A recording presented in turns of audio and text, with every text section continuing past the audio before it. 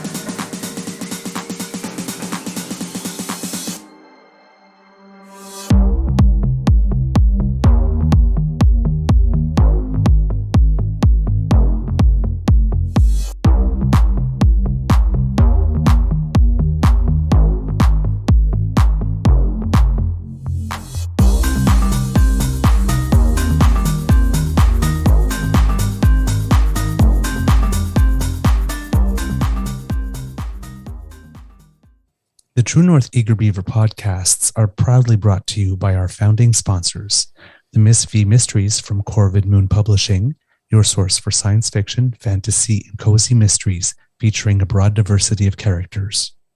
CanadianTarot.com, your uniquely Canadian online eclectic tarot community and forum, and the Pepper Master, hot pepper sauces made from fresh farm ingredients to thrill your taste buds and expand your mind.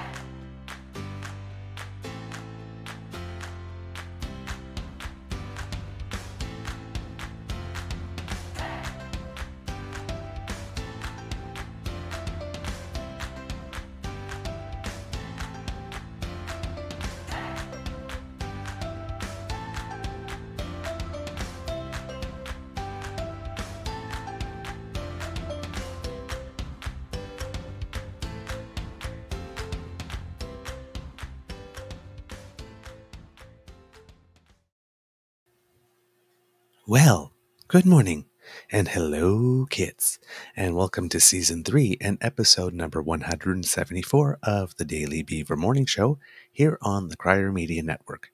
Today, recording day is Monday, July 31st, 2023, and it looks like it's going to be a beautiful day here at the Beaver Lodge. And finally, hopefully, some temperatures that stay somewhere more around normal like we had yesterday, which was really nice. But we'll see. We'll see. It's been a cruel summer, as the song goes. I'm your host, the Eager Beaver, pronouns he, him, hey, Mr. Beaver, and with me as always is my good friend, Mr. Grizzly, who is back to the grind, dear kitties, back to the grind. Of course, a big thank you goes to our podcast's founding sponsors, the Pepper Master, the Miss V Mysteries from Corvid Moon Publishing, and CanadianTarot.com. Sometimes when you're walking, you forget to lift your feet and you hear the scuffle. Sometimes it's like I forget to open my mouth wide enough. And the words don't fully come out. We have a Monday morning bite for you. But before we do anything, the most important task, let's say hello to Mr. Grizzly and ask him how his mental health is doing today. Hello, Mr. Grizzly. How's your mental health doing today? Well, hello, Mr. Beaver. I think I'm good, mental health-wise. A little tired, although I went to bed early last night. I woke up at 4 and fell back to sleep, and then woke up again at 5 when the alarm went off and fell back to sleep, and then woke up again at 6. So I'm guessing I had a very disturbed sleep. I don't know. I'll check the monitor later to see, but not fully awake yet. I am on my first cup of coffee, so we'll see how this goes. And I'm going to ease into the work, back to work today by starting off my work week at home. But first thing I've got to do is send a message to my team and said, yeah, can you reset my password? Because I can't remember where I wrote it down. That's a good vacation. I did. I usually save it in my notepad on my phone so that I can access it. Then it gets back up to my other phone and backed up to my personal phone. So that way I can't find it anywhere. So it's like, maybe I forgot to write it down. I don't know. Yeah. I'd say it was a good rest. I could probably honestly use a couple more days, but that's, here's how I see it. I'm back to work this week. Then I have a long weekend. So Mm-hmm. I think it's a good way to. I think I planned it out fairly decently, And then one more long weekend in another month. Exactly. So and I still have another week's vacation. Whether or not I use it is up for debate. We'll see. I might burn it at Christmas and just take a few extra days off. We'll see. That's a little ways off yet. Yep. We'll see. We'll see. Kits, thank you for your patience. I'm a little late today. Honestly, I have no real excuse other than I got distracted watching the Women's World Cup. Yeah, I know. The match is not going well. Now, the previous match didn't go well for Australia. Yeah.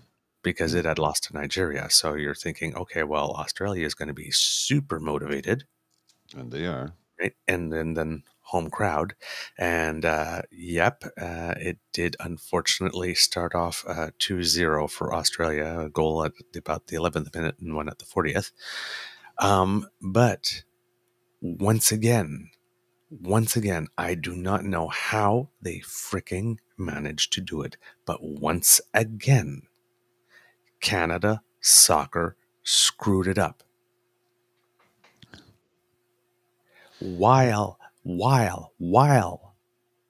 these ladies, these women were on the pitch at the World Cup, the event other than the Olympics on the calendar, representing Canada, while they were there, while they were playing, they were still negotiating the damn contracts, including how they would get paid for the tournament in which they are currently playing should they have won the big prize. Or should they have won anything, any of the winnings, how they get split. They were making them negotiate how they would get paid. They still didn't know whether or not they would get paid for this year as they were playing. And they were negotiating during the tournament. And then they reached an interim deal with which the players are not content. The deal which forced the players to choose between getting World Cup money in a fair way or equitable in equal pay with the men's team, and force them to choose between compensation and adequate preparation. How can they be this inept at this job? Like, what is it with Canada Soccer? That Canada Soccer, by the way, their headquarters, as you know, good sir, Yes, are just a few meters from my front door. Yeah. They're like half a block away. Yep. What? I'm tempted to go down and say, guys, come on. They screwed the men over. Yeah. In their preparation, they didn't even get it. I mean, it makes me wonder: are they as corrupt as Hockey Canada? Like, what the hell? Because they get FIFA money, right? Yeah. Now, the new sports minister, Carla Qualtrough, is actually down where they're playing. She's right in Melbourne? Yeah, she went to go visit them. According to the players, she didn't even bring up the contract at all. Just went to encourage and support. Meanwhile, Canada Soccer was negotiating during the damn tournament. Weren't they threatening to sit the tournament out at one point?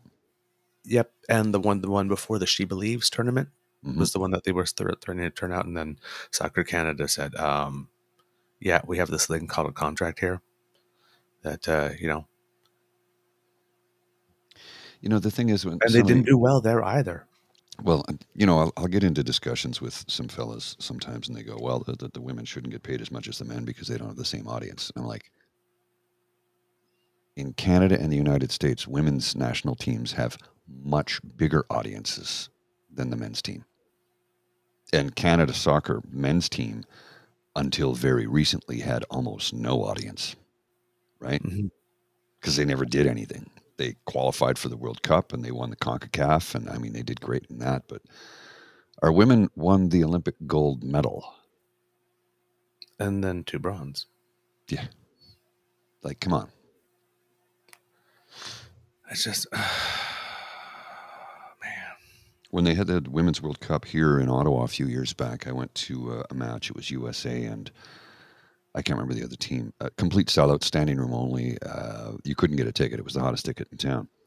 And a large part of the audience that day, because it was an American team, Team USA, were from the United States, from Right. upstate New York, a bunch, because we'll get a lot of New Yorkers come up here frequently in the summertime.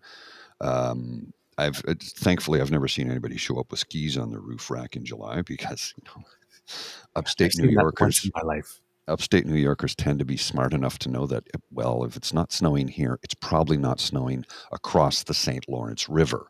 Uh, although a friend of mine used to work for CBSA in Windsor and would occasionally get people from Michigan wanting to go skiing at Blue Mountain in July. And she's like, what? Like, I realize Blue Mountain is not exactly close to Windsor. It's a long drive, but it's not that far north. Good God, man. Yep. So, according at least to the women's team, they're saying this isn't over. Yeah. So, statement from the Canadian women's national soccer team. On Monday, July 24th, we reached an interim agreement with Canada Soccer to provide compensation for our team for 2023, including prize money allocation from the FIFA Women's World Cup. As the extent of Canada Soccer's financial constraints have been revealed, we have been forced to choose between compensation and the funding required to hold necessary training camps. We have been forced to choose between receiving a fair share of the rewards from our team's successes at the World Cups and our commitment to equal pay and equal treatment with our men's national team. These are choices we should not have had to make. And they are right. Yes. And now it is 3-0 Australia. Yeah. And I think I got a feed playing here, but I think it's a slightly delayed. So, it's going to be elimination. Yeah, I think so. Which is Thank you, Canada Soccer. We are deeply disappointed to find ourselves without a more complete agreement at this crucial stage in our calendar, because that's the mood you want to create within the team when you're sending him in for a do or die match at the biggest stage other than the Olympics, is disappointed with your federation. While there are many important items remaining for future negotiation with Canada Soccer, we have worked with Canada Soccer to make sure this interim compensation agreement ensures at minimum equal pay with our men's national team within the constraints created by Canada Soccer's financial situation, which probably could have been better had they marketed things better. But they screwed that up too. This isn't over. We and the men's national team remain committed to finding a long-term solution that provides for fair and equal treatment for our current national teams and investments in the future of Canada Soccer. But for now, our team just wants to focus on soccer, which they clearly did not get to do, given the result. We want to thank our loyal supporters, the teams and players around the world who... I had to open it. Who have stood with us and the men's national team for their continued support of our team. Sincerely, the women's national team players.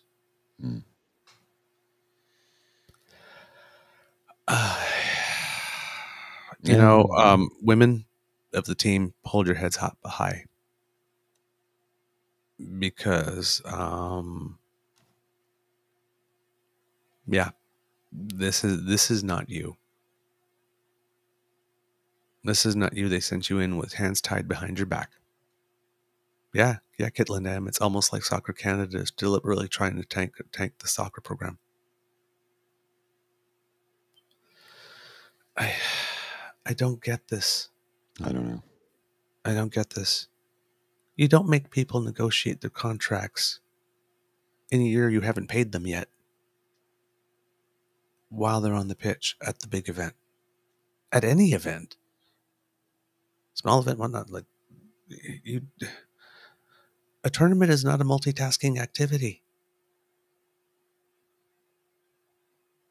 I don't get that. I mean, the number one thing about sport is like isolating people so that they can focus just on the sport. I mean, Summer McIntosh, like, there's between her 400 IM event, which she won in spectacular fashion, Mm-hmm. took By 5 days off. She had like, what, 2-3 body lengths in that Oh, when yeah. she won that? Yeah. But she took 5 days off. There are relays she skipped. Team Canada decided not to put her on certain things to rest her so she could do that. Mm. And meanwhile, in Australia, they're still negotiating their damn contract. Whether, like, man, that board needs to be fired. Again, Hockey Canada style. Maybe Mm-hmm. not for improprieties of any type that way, but that involve, physical assault or harassment, but just for gross incompetence. This is gross incompetence. It's downright malpractice for a sports federation to do that. That's just, I mean, any basic sports psychologist will tell you you don't do that. Indeed. I mean, yeah, anyway, yeah. Well, I mean, it's weighing heavy on their mind, whether they, they are professionals. They're very, very good at what they do, but it's still in the back of your mind. It's like a psychological barrier, right? Like, come on. You've been literally fighting for something. It's destroying your preparation. You've said during your preparation before going in that this is destroying their preparation. You don't give them a send-off game. We're in tomorrow's August. They haven't been paid yet for the year. Mm-hmm. They went into the previous big tournament and didn't do well there because, again, they were negotiating stuff right before going to the tournament. They didn't want to play the She Believes tournament as protest. And then basically Canada Soccer go, "Do you want to eat?" Yeah. So then they played. And now they're over here and they're doing it to them again. It's just, they went into the match saying they were disappointed. Mm-hmm. Now, somebody How do somewhere you is put going all to... your heart into that? In a must-win game, when you know you're playing against the home team, that's a must-win game for them too, and they are going to come out swinging with home crowd on home field. And you send them in with that? Somebody somewhere is going to go, well, they tanked it intentionally. I'm like, no. I'm going to tell you right now, they're out there representing the nation. They want to win more than anything else, but they've got this whole other cloud over their shoulders right now that just, And unnecessary. Should not be there. Should not be there. You know what? When this is over, right, and they have they might blow up at the press conference immediately after, but these women have been exceptional in their public poise with this situation because they are livid. And that statement was incredibly diplomatic for people who are livid. Now, they might do that diplomatic thing all the way to the end of this World Cup. That last press conference, everything. And they may blow up there. We don't know. But when they get home, we are going to hear will hit the shan. The fit will hit the shan. I put some pins on it. Put some sticks on it. Because Carla Qualtrough is probably going to be busy fixing or kicking or putting some pressure for some people on that board at Canada Soccer to change after this. Because this is unacceptable. Oh, agreed. Especially after everything that team has given the nation. And to send Christine Sinclair out like that, to do her dirty like that in the most successful player in Canadian soccer history. This was supposed to be her Messi tournament. Like Messi for the Men's World Cup. This was supposed to be hers. goes out on top. Yeah. They're not even going to make the playoff, the knockout round. No, they're. It's a sad state of affairs. Now,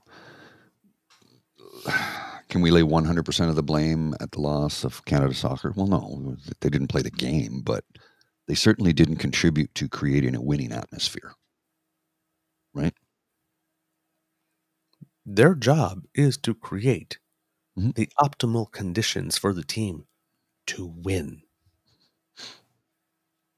That's Canada Soccer's job. Maybe if we call it grass hockey, the money will flow. That's a good one, Mohan. Field hockey didn't work. Yeah. It's really weird, eh? We're great at hockey so long as it's on skates or in like sneakers on the road. Yeah, yeah. As soon as we put cleats, ball hockey, street hockey, on the ice. Yeah, but as soon as it involves cleats. Well, that being said, when a bunch of years back, I was returning from vacation in Uruguay, and we had a connecting flight in Santiago, Chile, and I see this. Obviously, there's a squad of it's young women. It's a team of some type. I can't remember exactly. Anyway, I just remember looking at them. I go, "Oh, you're a team," and they go, "Oh, you speak English?" I go, "Yeah, I'm from Canada." I go, what do you play? Oh, we're a hockey team. I'm like, oh, I play hockey too. And they looked at me like I had two heads. See, the reason being, when I say hockey, I think of on the ice. When Canada, we just say hockey. We don't say ice hockey. We say hockey. Anything else gets a precursor: street hockey, ball hockey, right? Right. Air hockey. Yeah. Down there in that part of the world, when you say hockey, it's field hockey, and it's. In that part of the world, it's viewed as a woman's sport. Men don't play field hockey; they play football. So she looked at me like, "You play hockey?" I'm like, "Yeah, I'm from Canada. I'm a goalie on the ice." Oh, ice hockey. Yeah, we call it hockey where I live. It was a cute conversation. Yeah, anyway, but the look on her face, like. I think it was a combination of, well, that's very progressive and, because you're like old, because she couldn't have been more than 17 or 18, right? Because you're like old. Well, I was in my 40s at the time.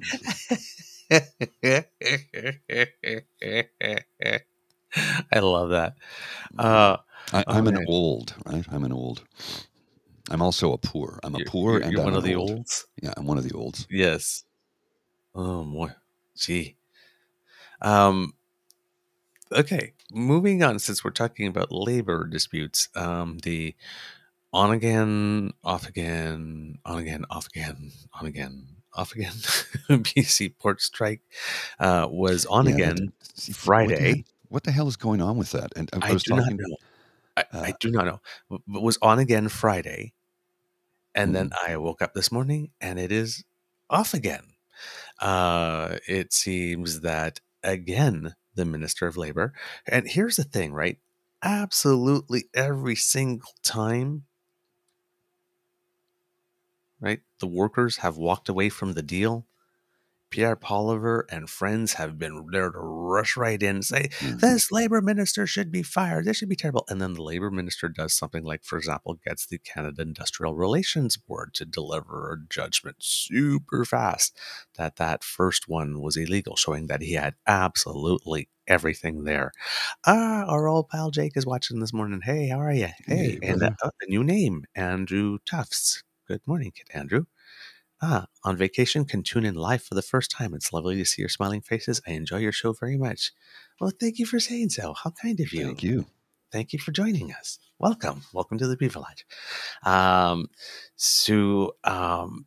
So they were all over him. It's like, oh my God, this is terrible. And then he got that labor relations decision saying that strike was illegal. And then they went back to the negotiating table. And then it seemed that the International Longshore and Warehouse Union agreed to the same deal they had walked out on. And then that was going forward. And then Friday, they walked away from it again.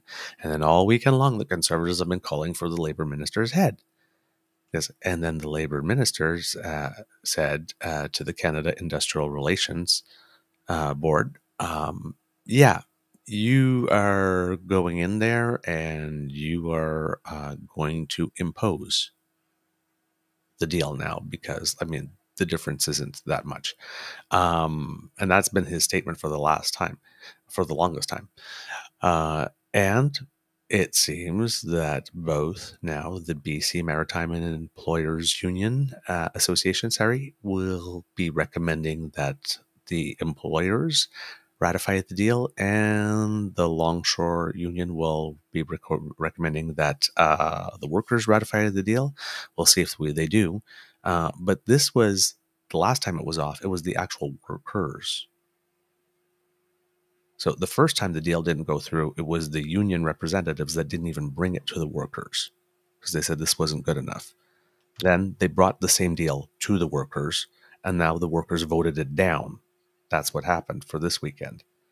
So now there's another deal that's been posed. So the labor minister, right, has been doing everything he needs to do and has had everything ready at the ready so it could be put in right away, and is still not called back to work legislation because technically they are still working because the second strike was deemed illegal, so they weren't able to. They went off picketed that day at 4:30 and they were back on that job, later. But he's been there and he's been doing the right thing every single time. And there has been no further work disruption since the first illegal walk-off that was less than a day before, he got that judgment. So he's doing the job as it's supposed to be done. And again, the workers rejected the deal that was put to them in a vote. That's not the labor minister's fault. It's supposed to get a deal to them. If the workers didn't rejected the deal, then they said the deal wasn't good enough.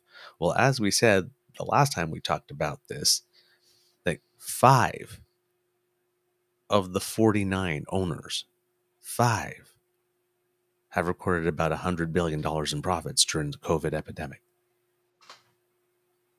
They clearly don't want to share some of the money. Well, and they're trying to fully automate everything too, which is one of the other things that they're fighting against. Right, exactly. So, and they have the money to do it now, right? So there's an article Tavi just sent me from CNBC from 2022. A West Coast port worker union is fighting robots. The stakes for the supply chain are high. Mm-hmm. So they're trying to fully automate everything, right? Which, look, I get it. We've talked about this. The robots are coming for your jobs. They are. They are. We've been saying this for a while now. AI and bots are, every company that can automate will, because look at the money we can save. Automated, they don't call in sick, they don't take vacations, they don't strike, they don't do. Okay, that's great. But when you eliminate the entire workforce, as you are trying to do, you're cutting off your nose to spite your face. How do people buy your products if they don't have money? Mm-hmm. And then you've got conservatives fighting against the ideology and the idea of a basic universal income or universal basic income. Yeah. It's like the stupidity, all because of what? What's that magic 5-letter word? Greed. Yep. That's all it is. And also, it creates also another situation. For example, should we have another pandemic, and it seems that they're going to become more frequent, where things shut down, if everything is computer and automated, and then we have another semiconductor thing, or we have, all of a sudden you're going to need bodies, and now you have nobody trained to do it. Sorry, I'm upset about something right now. Oh, I'm so sorry. No, I'm upset about stupidity. Yeah, well, here's the stupidity. I have to share this because it's really eating at me right now. Okay. So it's Monday. I'm back to work for the first time in 3 weeks. I work from home on Mondays. I'm going to ease into the work. Oh, no, they called you in. Ease on it. No. Ease into the work week. I will be able to sit here. I was going to log on early so I could respond to the emails because there's like a bunch of them. And I said, okay, I cannot remember where I wrote down my password. I'll need a password reset from my laptop so I can log in. Please send me the new password here before you reset it. Guess what they did? I can't log into anything, and I've been booted out of my chat, so I can't even say, send me the password. So guess what I have to do? You have to go in to get the password physically because they sent it to your office. Yeah. Yep. Because people don't read. Clearly. This is not the first time this has happened to me.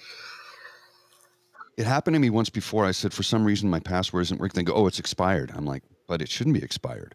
Like, yeah, there was a system reset this weekend. Okay, can you send me a new password? Before you do it, make sure you send it to me here before you reset it. Tell me what it is so I can log in. Yeah, no problem. Reset the password. Jesus Christ. I have to go into the office now.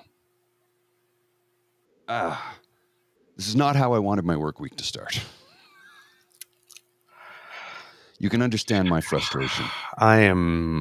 Yeah. We need you to fill that hole in. Okay, let me dig a new one here. No, don't do that. Unbelievable.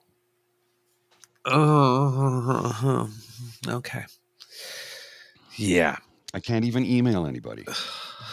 That's just, again, I should not be laughing, but it's my Beaver Sweeney and I were just having this conversation the other day about, people say something and then people are not fully paying attention and then they hear something and they respond to something that you didn't ask. Or, for example, you send an email and the email has 2 questions and the person responds with just the first answer to the first. And it's like, there were 2 damn questions. Now I have to write you back. And the answer to the other question is, and it's like, yeah, read the full damn email. I took the time to write it clearly. It has 2 questions. Why are you answering just one? Or just, yeah. So, yeah, we are so distracted. Oh, yeah. Okay. I'm going to email somebody here. I'm going to try and save myself a trip. Katavi G's going to look at your coworkers are waiting to celebrate your return with muffins and coffee. Somehow it's a surprise party. Oh man. So yeah, the Pierre has been losing his mind with it. So 15 hours ago, it was like, Minister O'Regan must be fired. And like he put it like even on official letterhead, leader of the opposition, he wrote a letter to Justin Trudeau. I wrote Canada's manager. Hello, dear manager of Canada. Prime Minister, but yeah. I'm writing you concerning the BC pork strike, which despite 2 brief interruptions now looks set to continue. The strike has prevented over 7,000 workers from doing their jobs on the port. The strike hasn't prevented them from doing their jobs. It's not like they're fighting to do their jobs and the strike prevented the workers from doing the jobs. The workers decided to stop doing their jobs so that they could be paid more. What?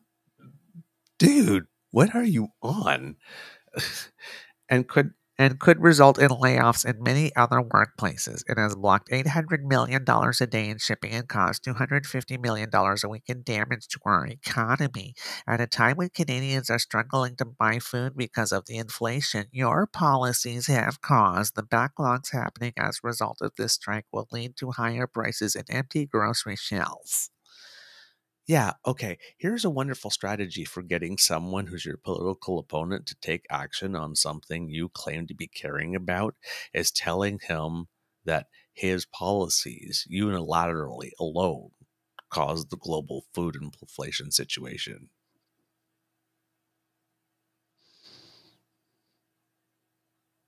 Because, yeah, that predisposes someone to hearing whatever you have to say next. Yeah. What an idiot. Prime Minister, this is a situation that you and your labor minister are directly responsible for. Ports are a federal responsibility. The industry and workers are federally regulated.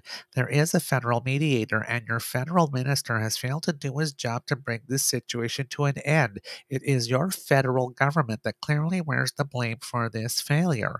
How many times did he use failure federal in that paragraph? 1, 2, 3, 4, 5. Unbelievable. Little blamey there. Oh, yeah. Little blamey. Prime Minister, this has been a long trail of failures with plenty of warnings, yet you and your minister have failed to act. Here's the chronology. And then he lists the whole thing. Right? The whole process, which again is not the government to interfere with at any step along the way. The guy who claims he stands for workers and whistleblowers. Mm-hmm. Yeah, we got into that one the other day, didn't we? Yeah. And then he lists all of that. As you can see, the first signs of this disruption occurred in November of 2022. You and your minister had nearly a year and a half to solve this, but you have failed. There's nothing to solve for the federal government to get involved until there actually is a strike voted on, until something becomes real. There is no place for the federal government to intervene in a labor negotiation between an employer and its union or employees. There's no place. Just like there's no place for the government in the bedrooms of a nation, there's no place for government in that part of the process. It's only once there is a strike, and should be only once the strike has had impacts that are starting to become a little onerous. In the case, for example, as was this one, where the positions are really not that far off enough to warrant the disruption, then you bring in help. What has been done is exactly how it is supposed to be done. We just haven't seen it in a damn long while in this country. Conservatives can't handle it. But this is the way things are supposed to work. And once again, in all of this, if the employees, if the first deal, the union wouldn't even bring it to the employees, and then the second deal, okay, the union brought it to the employees, and it was the same damn deal. The union didn't want to take first time because they didn't think it would fly, and whoa, lo and behold, it didn't fly. That's not the employee's fault, and that's not the union's fault, because the union tried to prevent this from happening in the first place because they knew the deal wouldn't be accepted. Nobody in all of this is blaming the Employers Association for not offering a good enough deal. Of course not. There are two parties negotiating. Why is it always the workers that are bad? The workers walked away from the deal because the deal wasn't good enough. Oh, those terrible workers. Well, I mean, your first offer, the workers were going up to them and saying, hey, could we have some more money because of cost of living and inflation? And then the first offer was, how about we don't do that and you figure it out on your own? I mean, that was the opening bid from the employers, right? I mean, that's always the employer's opening bid. How about we not pay you more? How about, better yet, how about we find a way to get more productivity out of you without paying you more? Let's do that instead. To which employers say, employees go, we'd rather not, thank you. And here we are. So in this case, we have the employer goes, this is what we're offering. And then the union goes, no, we won't even present that to our employees. That's not good enough. And then we're going to walk off. And then said, well, no, you can't walk off because you're no longer in a legal strike position because you came back to the table. You stopped your job action the first time. You have to have another strike vote. Okay. Then, okay, well, fine. We'll bring your deal. that you offered us that we said wouldn't fly to our employees, and we'll see how it works out. And then the employees voted it down.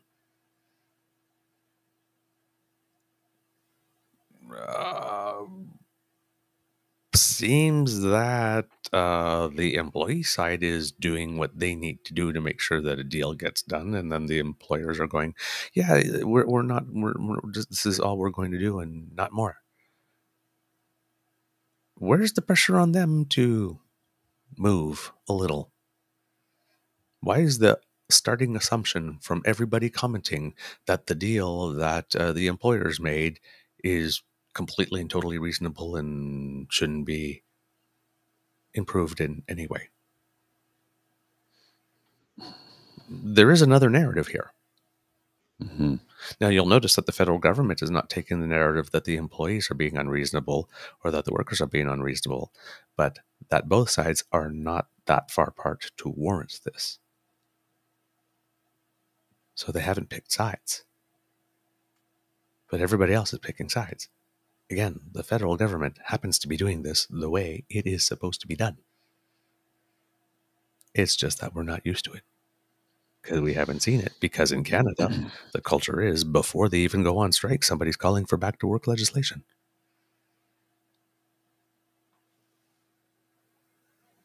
This is how it's supposed to happen.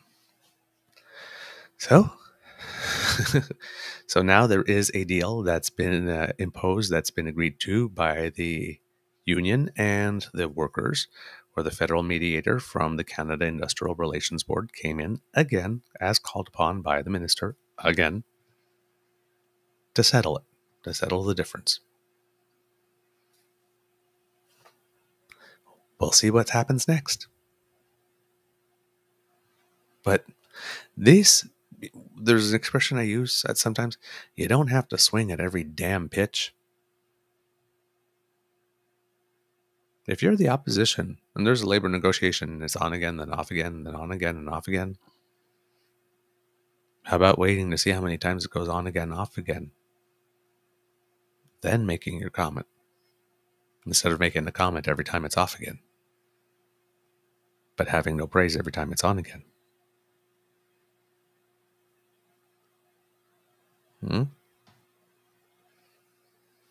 If you're calling for the minister's resignation every time it's off again, but you're not calling for him to be promoted every time it's on again, just saying. Mm-hmm. And then we get from that little bit to something you had been wanting to talk about, Mr. Grizzly.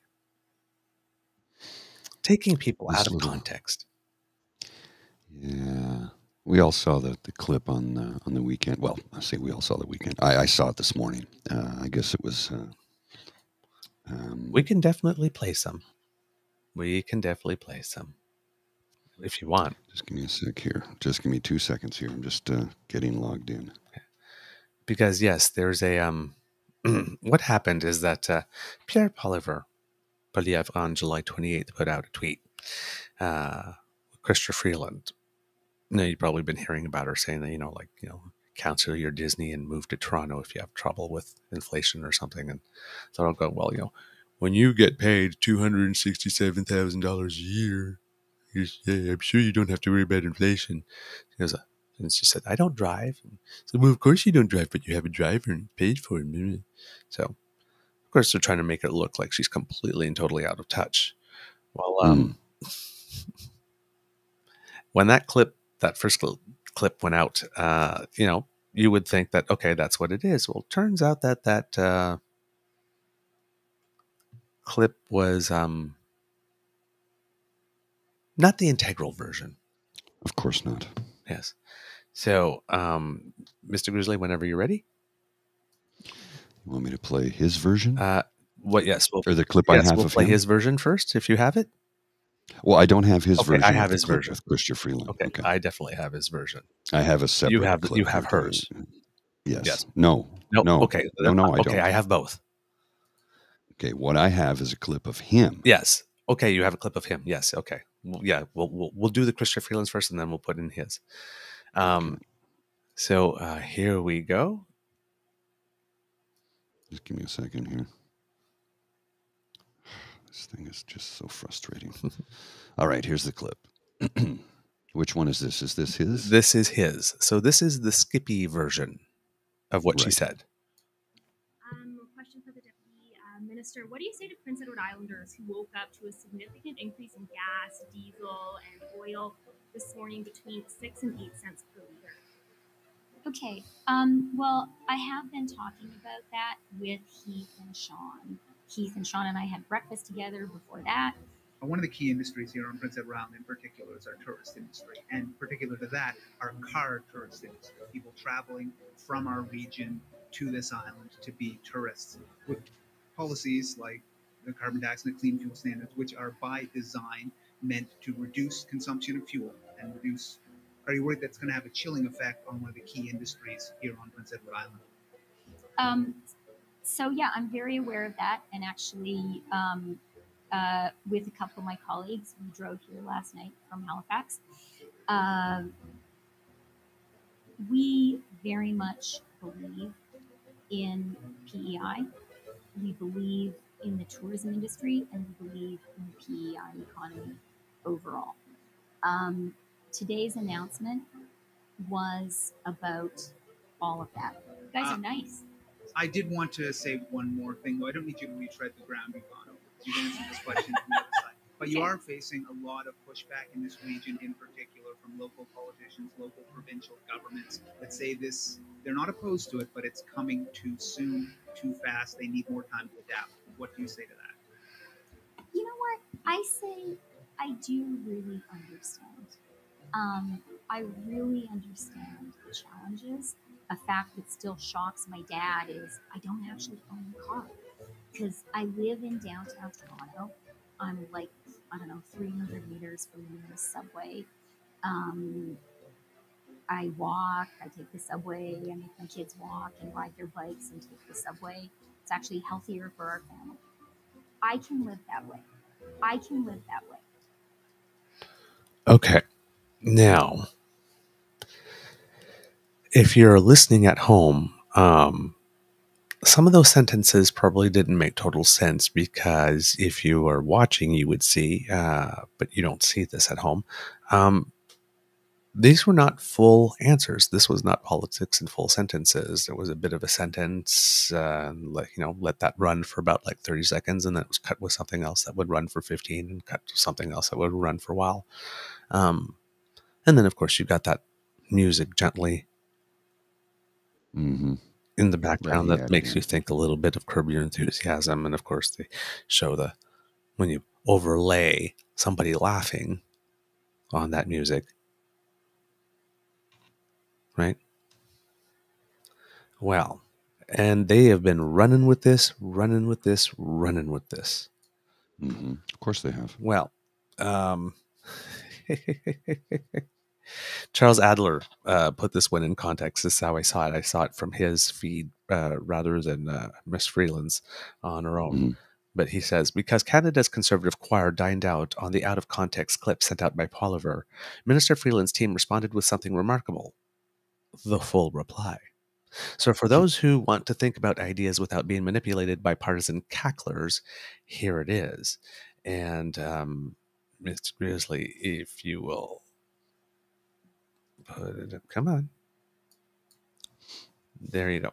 So she has a thread where she says, Mr. Poilievre, we are focused on making life more affordable for Canadians by bringing inflation down, now at 2.8%, and by supporting the Canadians who need it most. Nearly 1 million more Canadians are working today than when COVID first hit.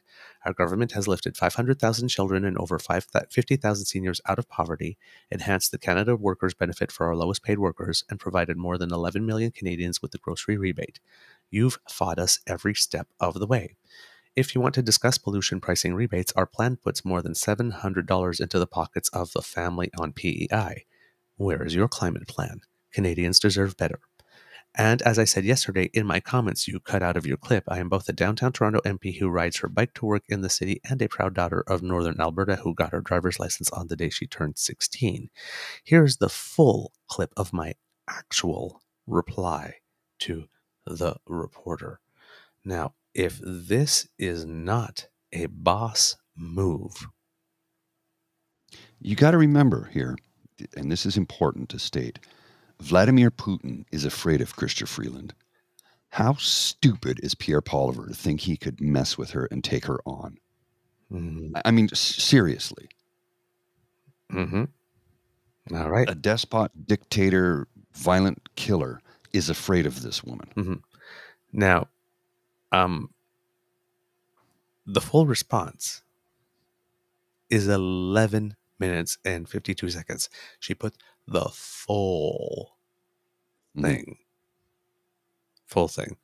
I'm not going to play 11 minutes and 52 seconds.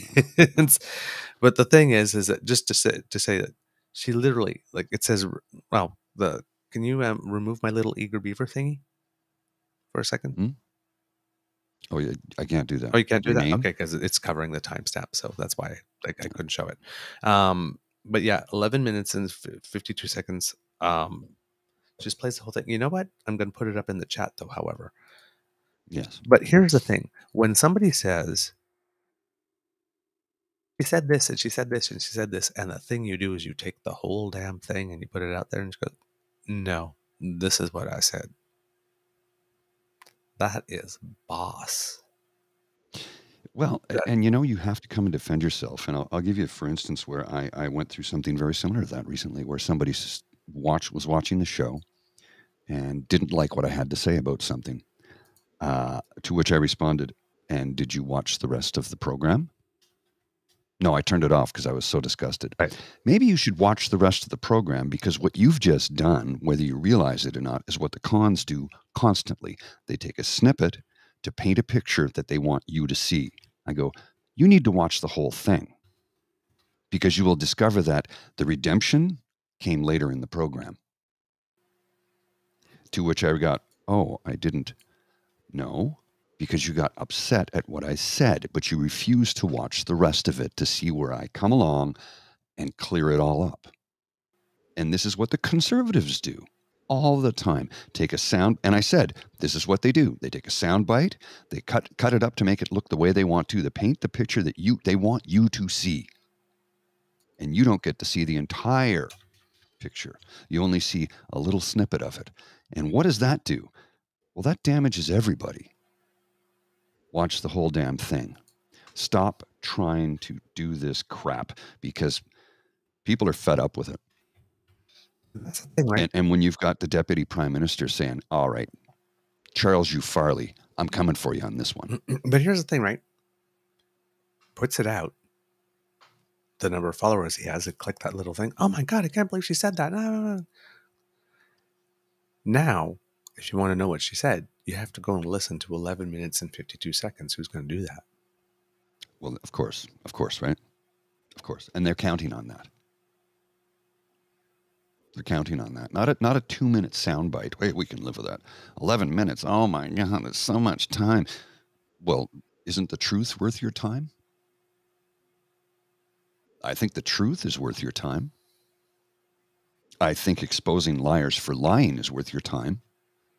I think exposing those who wish to paint a picture that they want you to see when the actual picture is fully formed and completed, I think it's worth your time. But hey, that's me, and that's why we do this. Yep. Because we hope that people will find us, and because they don't have tons of time, but us with longer format and everything, you can put us on while you're making dinner or making lunch or cleaning the garage or doing whatever it is that you do. And try to get a sense or an appreciation for what it is that is going on, because everybody's most valuable resource is time. Mm-hmm. And we're all being pulled in so many ways that, said the job, the duty of citizenship, of being an informed and engaged citizen, is becoming harder and harder and harder to do. Yeah, it is. It truly is. Because, if the puppeteers are making you dance and most of your dance is spent on hunting and foraging, mm-hmm. and ensuring you have a roof over your head. There's not much time for art and culture now, is there? No. Or introspection or deep thought, or if you're always worried about what you're going to put in your food tomorrow, a 5-year plan is a little trickier to. It's almost a luxury. Mm-hmm. Well, let's go with context, right? Clips in context. I'm going to share you a clip. It's 10 seconds, and you're going to have to listen carefully. Yep. This is Pierre Poilievre in a long sleeve T-shirt. I don't know where this took place or when this took place because he's wearing glasses in the picture, in the video clip. So it could have been, I don't know when it took place, but he's wearing a long sleeve T-shirt instead of a shirt and tie. Which is recent. Yeah, that's recent for him. He may need a contact break. Who knows? But I'm going to show you this clip in just a second here. And you draw your own conclusion when it comes to, well, what's the entire... And again, I'm playing this clip with the understanding that I don't know what else there was to it. This is all I see. Rage farming happens on both sides. Except usually one side is trying to pursue the truth and the other side is just trying to get you riled up. This will get you riled up. What else there is to the clip, I don't know. But what we hear in this clip is he let his mask slip. That's my personal opinion because, well, let's just watch, shall we? Mm-hmm. You got to listen carefully. DEI, ESG and DEI, it's all garbage. Because a lot of companies don't get funding now. It's all garbage. DEI. The DEI, diversity, equity, and inclusion. His response is, it's all garbage. It's all garbage. Diversity, equity, and inclusion is garbage.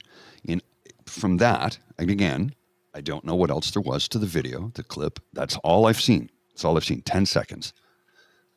And what would I take from that? Well, he's a white supremacist, racist pile of fecal matter because he just said white men are in charge and that's the way it should be. Anything else is garbage. That's what I got out of that message.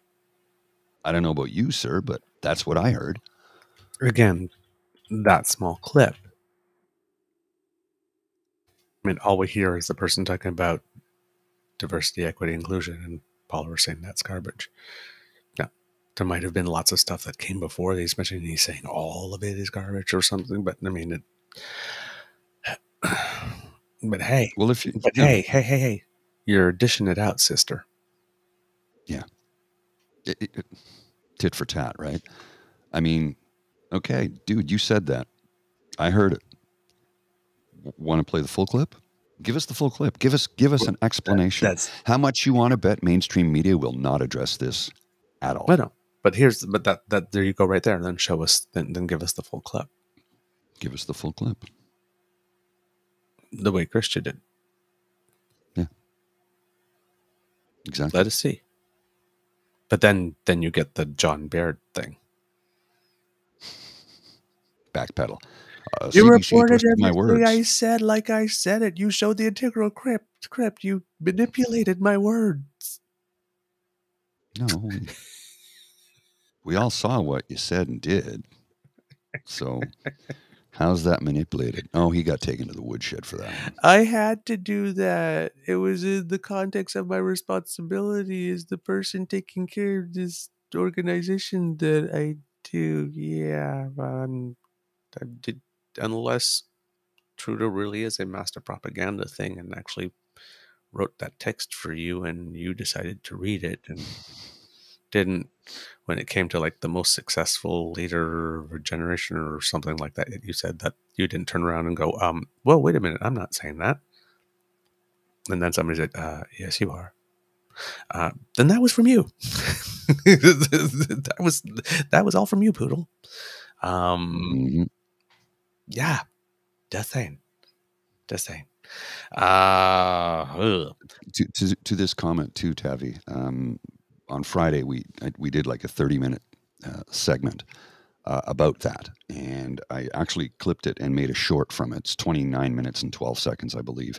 It's on our YouTube page, and it directly deals with the Pierre Poilievre intentionally torpedoing Patrick Brown's campaign, and then he went after Jean Charest.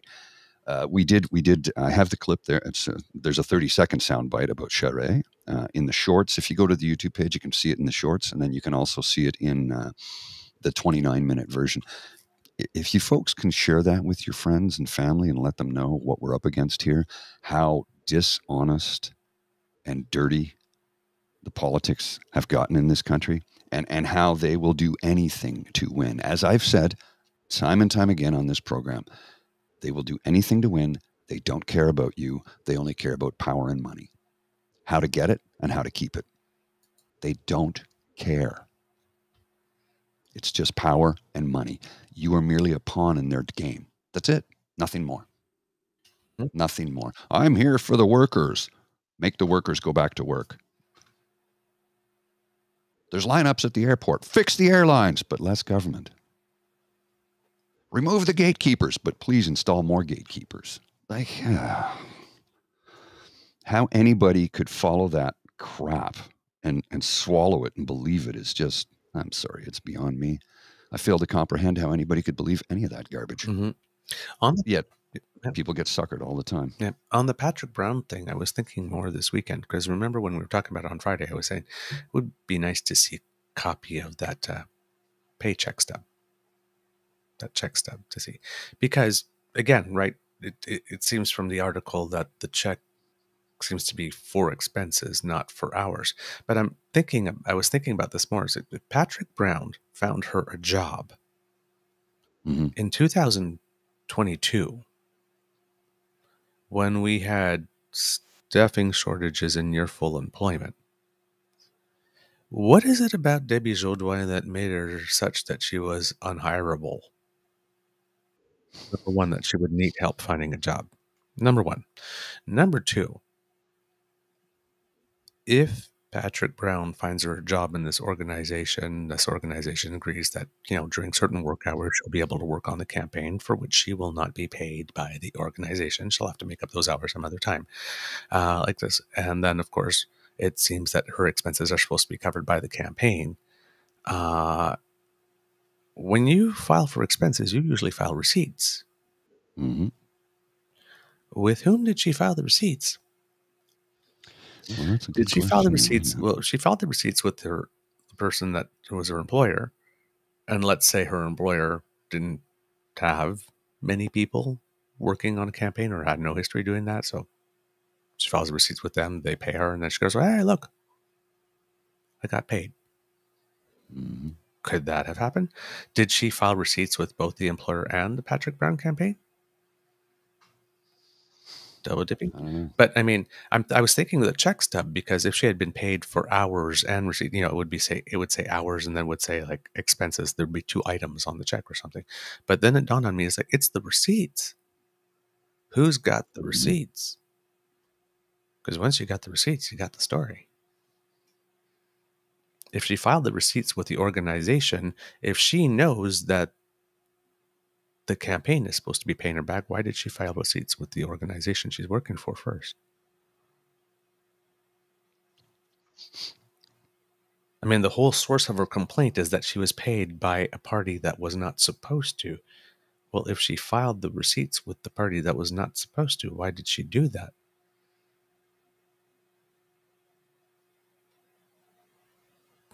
Interesting questions.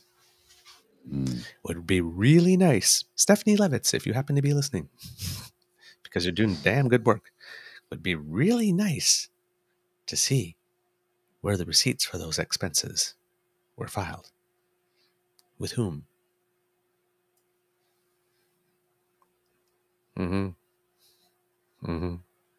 Inconvenient questions. That's why you always have to think about these things as a chessboard almost, right? She's sitting there. She has these receipts that she needs to be expend. She can submit them to her employer or to the party. Now she has this complaint. She could take it to Elections Canada She could take it to the Conservative Party itself, the leadership thing, or she could take it to Pierre Poilievre's campaign. Now all of a sudden she has legal fees. She can choose to cover them herself, take out a loan. She can choose to maybe do a GoFundMe, or she can choose to have a third party cover them. So if you game out all those moves, if she did this, why, if you do that, why, if you do. So I'm sitting there and I'm thinking all of this stuff. I'm like, well, first of all, you got to file receipts. Where do they end up? And then all of a sudden, well, if you made a complaint, then you knew that thing was wrong. So why would you file the receipts in the wrong place in the first place?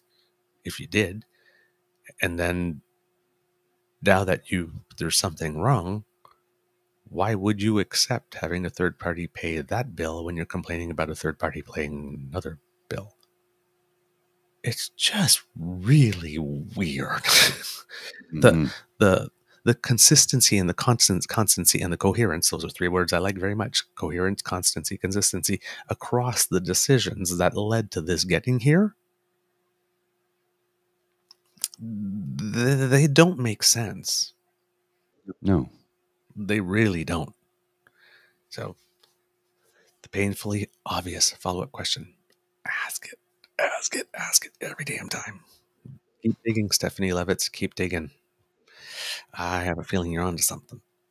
Oh, yeah. I definitely do. Mr. Grizzly, do you have anything else?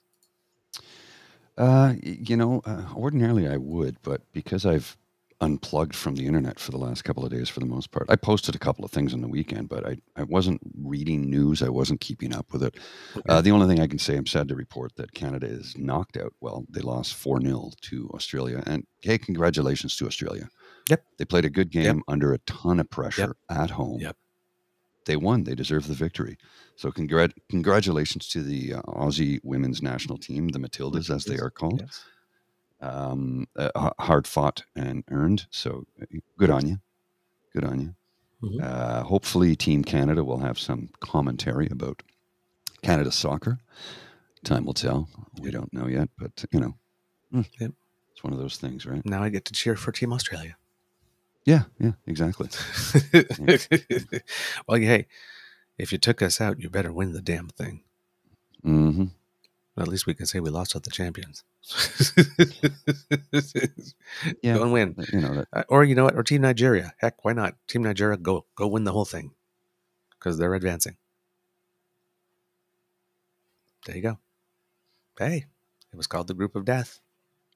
Oh, yeah. Killed. Thank you, Canada Soccer. Are you asking, Mohan, are you asking about the Lucky Ron show I went to on Saturday? That was a good time. It's always a good time.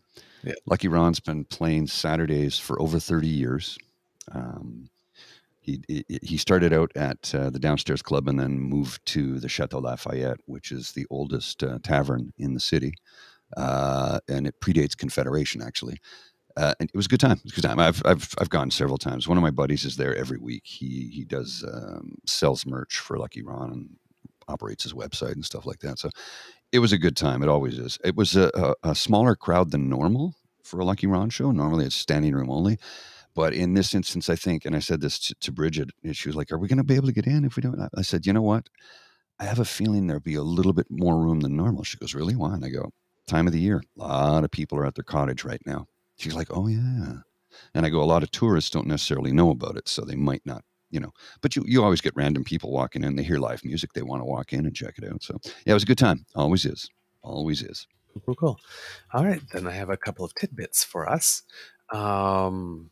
It seems that the U.S. is taking a tip from Canada. President Joe Biden has signed some orders that remove military commanders from prosecution and complaints processes for all violent crimes. So including, of course, sexual assault and sexual harassment, but, also murder and other types of things as well. So, but yeah, they'll be taking it out of the military system as well, just as we are doing over here. So it's good to see that that seems to be the common consensus of what needs to be done, and it's happening on both sides of the border.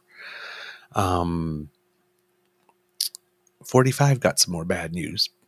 He filed a $475 million defamation suit against CNN because claiming that CNN's using of the phrase "the big lie" with regard to his denials of the election result was a reference to Hitler and associated with him with Hitler, and thus therefore damaged his reputation. The Trump appointed judge in the case that was tried in a Florida court said that what CNN was saying was opinion and not stated as fact, and therefore not subject to defamation, and the suit was dismissed with prejudice, which means that Trump can't refile it. Oh, darn. What a shame. I guess he was What a looking for shame. somebody to add some money to his legal defense fund, and trying to get it from CNN. And then it seems that the Trumpies are fighting. He's Hitler without the charm. Oh, our old pal Jake. And then it seems that we got Trumpies fighting Trumpies. I think it's somewhere in California. It seems that Team Trump was presenting a rule change for the primaries. So they said, if you win over 50% of the vote in a primary, then it's winner take all. But if it's under 50%, then it's proportional for everyone, which of course he's suspected that he's going to win many of them outright, which then thus makes it harder for any opponent. Because, if you get a little bit of proportional, even, in a state that you don't win 50, or the state that is won by 50, if you get some of the proportional vote and something happens along the campaign, like, several more indictments or things coming out in court cases that are really, really, really bad and sort of sink your campaign, well, then those little proportional amounts that you got in those votes, that those primaries that Trump won by over 50, and all of a sudden they start to matter. Well, Trumpy doesn't want those ones to matter. So they're trying to do a rule change to help him.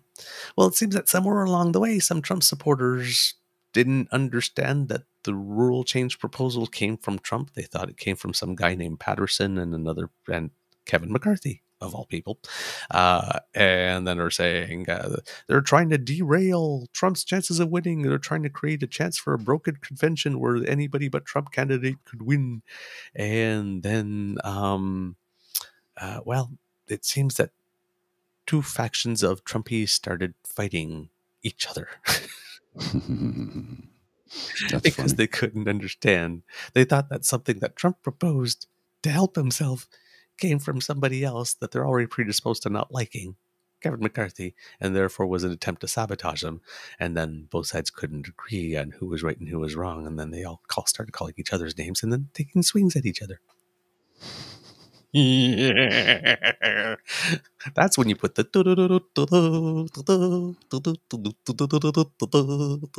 music. Oh man, I don't know what it is, but I always knew that because at first they turned their anger towards us, and then it didn't work, and we're not really biting, so they need to be mad. So now they're looking at each other to see like who among each other is not fully loyal, and then now they want to fight them. I'm just saying, you know what? This is the part of the program where we get to step back and eat the popcorn again. Don't interrupt them, please. Just don't even draw attention to yourself. Just like quietly from a safe distance. Just enjoy the popcorn. Yummy. Buttery flavored popcorn. Like, where your hands all greasy, you need to like wipe it with a little paper towel, like after every 10 bites. Dripping in butter. Yummy. Schadenfreude butter. I love, when they start fighting each other. Well, it was like when the Proud Boys were fighting with, who was it? The Oath Keepers group. The Oath Keepers and the Proud Boys are fighting each other. I'm like, oh, this is good. I'm gonna sit back and watch this. Calling each other racists. I had forgotten about that one. There was that too. Yes, maple bacon flavored popcorn. tomorrow, kits and cubs, cigarettes sold in Canada will be required to be individually printed with anti-smoking warnings. We talked about that when Health Canada made the decision last year. The rules coming into effect, and it seems that other countries like Australia and Norway are considering taking our lead. We will be the first country in the world to ever do that. And tomorrow, all cigarettes sold will be required to have those individually printed warnings. Let's see what else we have. We were talking about rent and foreign-owned properties the other day as well, Mr. Grizzly. And since then, I heard that there's a recent study that shows that Alberta is the province in Canada that has some of the highest rates of corporate investment in housing than any other large Canadian province. Apartment buildings are owned by publicly traded investment trusts, and it seems that with a combination of lack of rent control by the province, that's been attracting the investment over there. There's no rent control, so let's buy the properties there. So now a bigger proportion of properties there are owned by such REITs, real estate investment trusts, REITs. This has been blamed for the trend of steep rent increases and displacing tenants. According to the University of Waterloo School of Planning, the real estate groups say that this money is critical to building the 5.8 million new homes Canada needs, but if nobody's living in them, or can afford to live in them. Yes. Well, how do they contribute to the stock? The 5.8 million stock that Canada needs, they can contribute to an additional 1.2 million stock that you're using in terms, vacant properties for rent or bed and breakfast or whatnot. But if there are actually not enough homes, you have to have enough homes before you start building extra homes to be able to profit from in that way. If you don't have enough, then they're just homes that are off the market while people are on the street. Not sure about the real estate group's logic in this one. Not sure. But there you go. The Prime Minister today will be in Toronto and in Hamilton visiting a construction site, talking to workers before making an announcement. So I'm guessing that might be a housing-related announcement that we'll have something to talk about. Hopefully. Probably, yeah. Hopefully. Yeah. In British Columbia, there's a fire that is straddling the Canada-U.S. border near Osoyoos in the southern Okanagan region. It's about 9 square kilometers in size on the Canadian side of the border, but about 4 times the size of that on the U.S. side of the border. 732 properties have put under an evacuation order by 10 p.m. local time yesterday, and by midnight, the town had declared an official state of emergency. Thousands more are under a fire evacuation alert, so be prepared to leave at any time, at any moment. So have everything pre-packed already so you can grab them and out the door. You even have them already in the car so you don't have to waste time. Because when the alert comes, you've got minutes. Oh, yeah. The town is urging residents to conserve water for firefighting and is asking boaters to stay off the lake to make way for water bombers. So if you know anybody in that area, please make sure that this information gets to them. Very important. Let's see, what else do we have here again?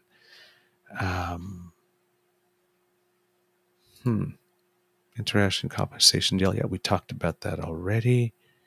That's soccer. Well, there's the flood cleanup in Nova Scotia right now. Yes. Which is underway. It's a pretty big one because they got, 2 months worth of rain in a day? Yeah. Or 2 days, or I forget what it was, but it was like... Within 48 hours for sure.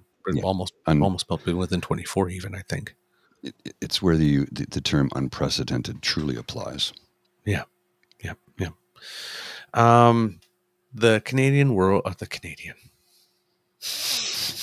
The World Aquatics Championships are over, and Canada finished in great style. There are so many stories to be told, and Devin Heru, who was there, has agreed to come back on the show. So hopefully when he gets home and gets settled, he'll be able to talk with us. I know that he's off to another major event almost like in a week from now. So hopefully we'll get him between the two, if not after. But he had a great time from all I can see from his reporting. But Canada finished in the pool in the swimming events with 6 medals. That goes on top of the other medals. I believe there was 2 in high diving and I believe 2 in regular diving. So synchro too, was there not? Yes, yeah. So there was one synchro, 1 individual diving, 2 high tower diving, I believe. I might be missing one, I'm not sure, but 6 in the pool, which is a pretty good haul when you consider that Penny Alexiak was out. Wasn't even there. When you consider that Kali Mas is coming back. But how about Josh Leando getting that silver medal? Yeah. Silver medal. Yes, Josh Leando, silver medal in the 100. And very close to the gold, super close 2 on that tenths. one. So, yeah. 2 tenths. So you watch him in the Olympics this next summer. And he didn't do the 50 free final. No, because he qualified. He wanted the 100. Yeah. He qualified for the 50 free final. And then... but they were only 30 minutes apart. Which is why he opted out. And I'm like, yeah, I don't blame him. Yeah. He wants to go after the 100. Well, yeah, there was a weird thing that night. They had the semifinal for the 100 fly and the final for the 50 free, about 35 minutes apart. And they put the semifinal, the final for the 50 before the semifinal. Also, like, why would you do that? Because you have to understand that for swimmers, I used to compete not at that level, but one level below at the master's level. The speed racers fly then free, free then fly are the 2 fastest strokes. So often freestylers are also fly. So they will often 100 fly swimmer will often swim 100 free and vice versa, and same thing for the 50s. So usually you try not to schedule those, the 50, 100. When you have a whole week long one on the same day as the semifinals, you try not to do that. It's like not also for the distance swimmers, you don't try to schedule the 800 and the 1500 heats on the same day. Just dumb. Well, for the women, they had something similar as well. I think they had the 50, the 50 fly and the 50 free. I think one was a semifinal and one was anyway, within 14 minutes of each other. On the same damn day. 14. Which was ridiculous. So somebody will have to talk about that now. The person who won both happens to be the fastest woman in water ever. This Swedish phenom named Sarah Sjöström, who only swims 50s, I think, now. She's just doing that.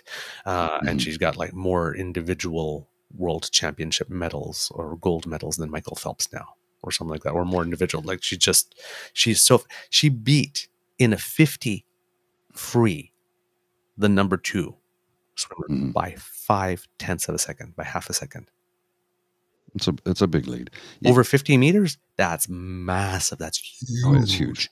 They call it 50 meter splash and dash, right? Yeah. The 1500 meter free, 1,500 meters. The difference between first and second place was 0.05 of a second. Wow. That's tight. That was an epic race. Okay. The 50 meter free women's final winner won by half a second, 10 times the amount. That's how fast she is.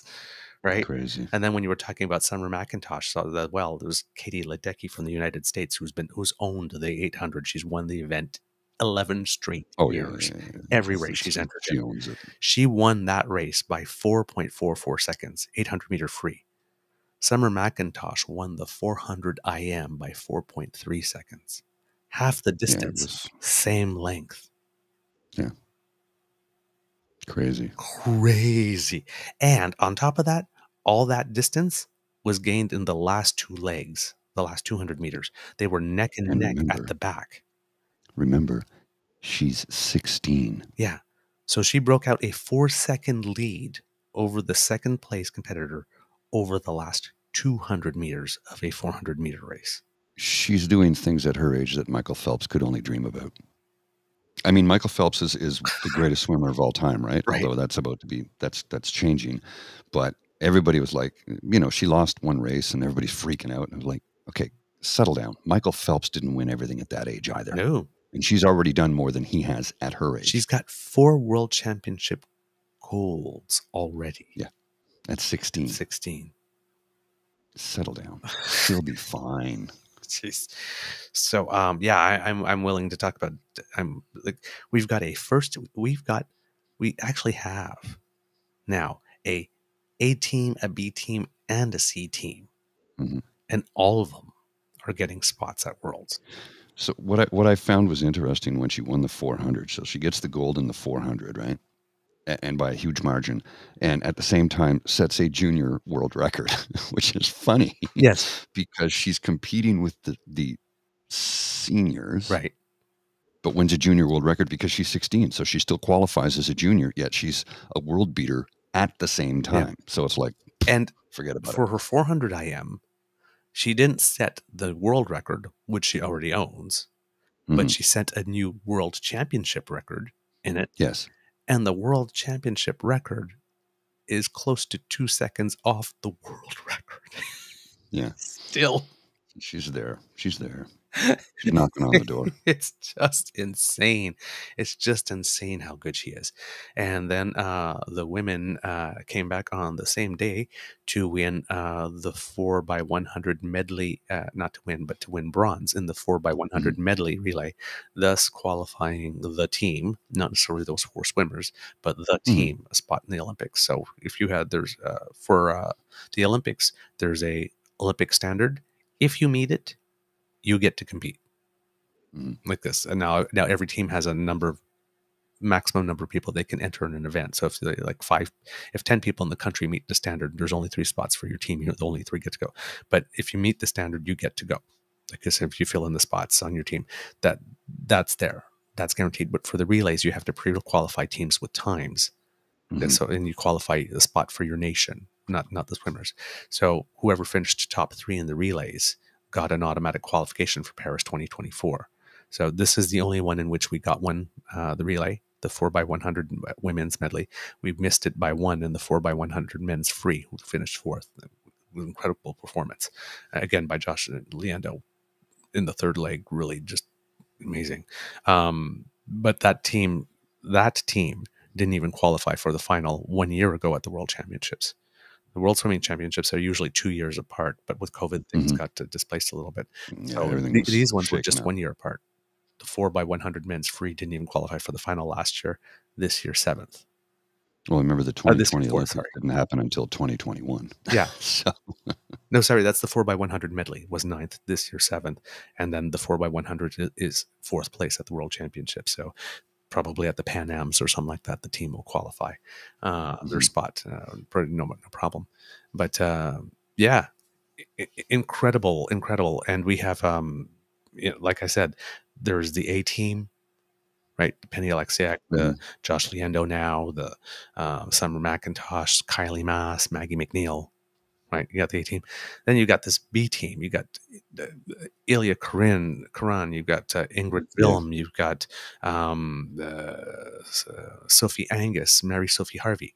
You've got all these names, Ruslan Gassiev, that you're going to be hearing. Like this, that they're making semifinals and they're making finals. But they're finishing 12th. They're finishing 8th in the final, or so they're not medal winners, but they're there. Yeah, they're there. But they're knocking on the door. Because in the relays, sometimes you substitute the swimmers, right? You have you swim your B team in the first round to qualify you to the next one. We've got people to do that with. The 4x100 team, medley team, the women that just won the bronze. To qualify, they qualified first time-wise without Summer McIntosh and without Maggie McNeil and Penny Alexiak. Yeah, in that rate, right? They had enough people to substitute, and still there are teams that don't. Right. So let's just say they're deep. Yeah, they're deep, and then they're deep in the pool. Yeah, and then there's a whole other level. competitors that were there that did, that were setting personal bests and whatnot, that didn't necessarily make finals or semifinals, but they're there as well, or relay specialists. So it's good things. The groundwork is there for us to be hearing a lot about this team for many Olympic cycles. It seems that the talent is now laddered, sort of like in tennis now, for us, where we didn't have a program at all before. So, Kitland M, let's face it, summer is part fish. Maybe. Maybe. And it seems very much at home born with blades on her feet, because. Well, it seems to me that anything that has to do with water, either frozen, snow form, or just liquid, we're pretty good at internationally. And who tends to take home the most medals in all of those? Oh yeah, that's the women. Yep. Did you notice that? Yeah. Like all the skiing events, women. Yeah. Figure skating, women. Yep. Swimming, women. Canadian skiing and snowboard, women. Like Canada, where the women are strong and the men are pretty. I keep on saying it. Yeah. I keep on saying it. So I got two things here I want to get to quickly, and then we can wrap up shortly. Here's the first one. This is Theo Moudakis' cartoon that got a lot of people PO'd, but I kind of like it. It's you're getting sleepy. You're beginning to feel unfree. Now cluck like a chicken. And it's Pierre Poilievre hypnotizing a Canadian beaver with a maple leaf on, walking away going cluck, cluck, cluck. And there's two women standing there. And the fourth panel says, just back from a Poilievre rally. You're beginning to feel unfree. A lot of people got PO'd, except here's the thing. I'm going to make us the freest nation on earth. Free from social programs? Is that what you mean? Because that's the only way to do it, as far as you're concerned. Because we are the freest nation on earth. I think we're in the top 3. Correct me if I'm wrong. Mm-hmm. We're also, did you know this? We are the most educated nation on earth. On earth. Yeah. So we have more post-secondary education applicants and students and graduates than any other nation on earth. And go figure, we have to pay for it. So we want to be highly educated, and an educated society is a better society. So let's do something about lowering the costs for students by subsidizing it entirely.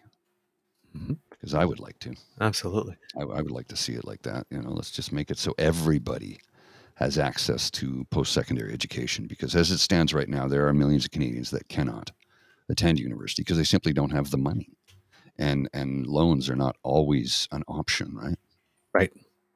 Exactly. I'm sending you 2 links here, Mr. Grizzly, because some of the kids in the chat have said that they'd like to see summer in action. So the first one will be, it's an article on CBC that if you go into it, there's a link that has the whole section with the introductions, whatnot, 9 minutes, 40 seconds, the whole race and introduction and all that kind of stuff of the World Championship. And then the second link is when she set the 400 IM world record in April of this year earlier. Okay, yeah. So there you go. For those who are interested in seeing it for themselves, she is phenomenal. Phenomenal. And the poise. Oh yeah, at 16, it's crazy. Yeah, if you watch her in an interview after, like, she I just won the 400 IM by like 4 seconds and set a championship record at the World Championships, and yeah, she really has it together. So congratulations to all of Team Canada, because when everybody is there and in shape and performing at their maximum, and with this result, particularly ending it up with a qualification, that's the few and a two medal haul day. That's the exact flame you want the team to go out on to prepare for the last year for the Olympics, feeling confident that they have a B, and C level team. And nationals are starting, I think, like in 2 days. which is probably the last nationals before the Olympics, where people are going to qualify their spots. So the whole team is there on a high in a moment. So go. This is the time. This is the time to nail it. Then I guess next year we might have some Pan Am games before the actual Olympics, maybe. I'm not sure. Yeah, it's a warm-up. Yeah, warm up. So I have another thing here that I'm noticing. I guess this was July 29th. So what was that, Friday? Was Friday the 29th? Saturday. Friday was the 28th. From the 29th, Saturday, criminal trial for Freedom Convoy organizer Pat King to begin in November. He says he wants to be judged by a jury of his peers, and he would like to have the trial relocated from Ottawa to somewhere else. But, I thought, according to him, he's like, well, they'll be biased against me. Really? Because you kept saying it was just a loving, fun-filled party. And that the majority supported you. So why would you be afraid to not have it here? If that was the case, if it was this loving, fun-filled party where the majority of Canadians supported you, why won't you have the trial here, Pat? What are you afraid of, Pat? And it's really interesting that you're mentioning that, because the Coutts 4 trial, which was started in June, basically as soon as it started, had a delay because, let's just see what it says in the opening paragraph of this article. On what was supposed to be the first week of trial, lawyers for the 4 men accused of conspiring to murder RCMP officers during the border blockade and protests at Coutts, Alberta, have asked a judge for an adjournment. Court also heard there will be an application to move the trial from Lethbridge to a different city. Interesting how that is. The 3-week trial was supposed to begin Monday. That was around June 12th or so. Instead, the men are making a series of pretrial applications before the Courts of King's Bench Justice David Lebrance. On Monday, dozens of supporters gathered at the Lethbridge courthouse for the beginning of the court case, prompting an increase in the presence of sheriffs and police, of course. And, they asked for an adjournment related to an allegation prosecutors have not yet handed over all of the evidence connected to the investigation, and that some of the disclosure came as late as the Friday preceding the start of the trial. The lawyers for the Crown did not dispute that fact, but they said, we've made like 14 or 13 different disclosure packages, and that was just the last one that happened. But sometimes some lawyers save the juiciest stuff for the last one to give the other side as little time to prepare as possible. And if it's an unfair little amount of time as possible, a judge will delay and say, no, you can't do that way, or else, the trial has to be done in such a way that it could withstand appeal, right? You can't do that. Jake's commentary is hilarious. He wants to be judged by a jury of his peers. Where are you going to find enough filth-covered hogs that speak English? Did you also hear that the lawyer for the convoy organizers also wishes to dismiss the $300 million class action lawsuit because he said, that they had their freedom of expression. If this lawsuit goes ahead, that's a violation of their freedom of expression. It's like, hang on a second now. You forget that there are limits. There are limitations on freedom of expression. That's why we have laws against hate speech. Right. Well, where was the hate speech? I don't know. Nazi flags on the hill might have something to do with it. Every second person having an F. Trudeau flag might have something to do with it. Asking for the man's death might have something to do with it. Oh, also tormenting, terrorizing, and holding hostage 100,000 people for 3 weeks might have something to do with it. That's not freedom of expression. Taking a city hostage is not freedom of expression.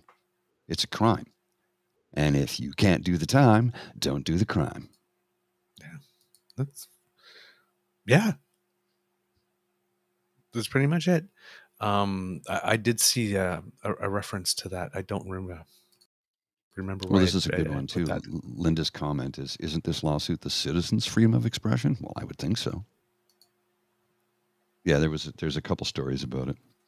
over. It was last week I was reading about it. We didn't have time to get to it. Elaine was asking a question earlier in the chat. She's like, here, I'll post it on the screen. Says, are we going to talk about the Stampede Young Canadian scandal this week? Nate was talking about it last night. We did. Actually, we did address that last week. Yeah, we did.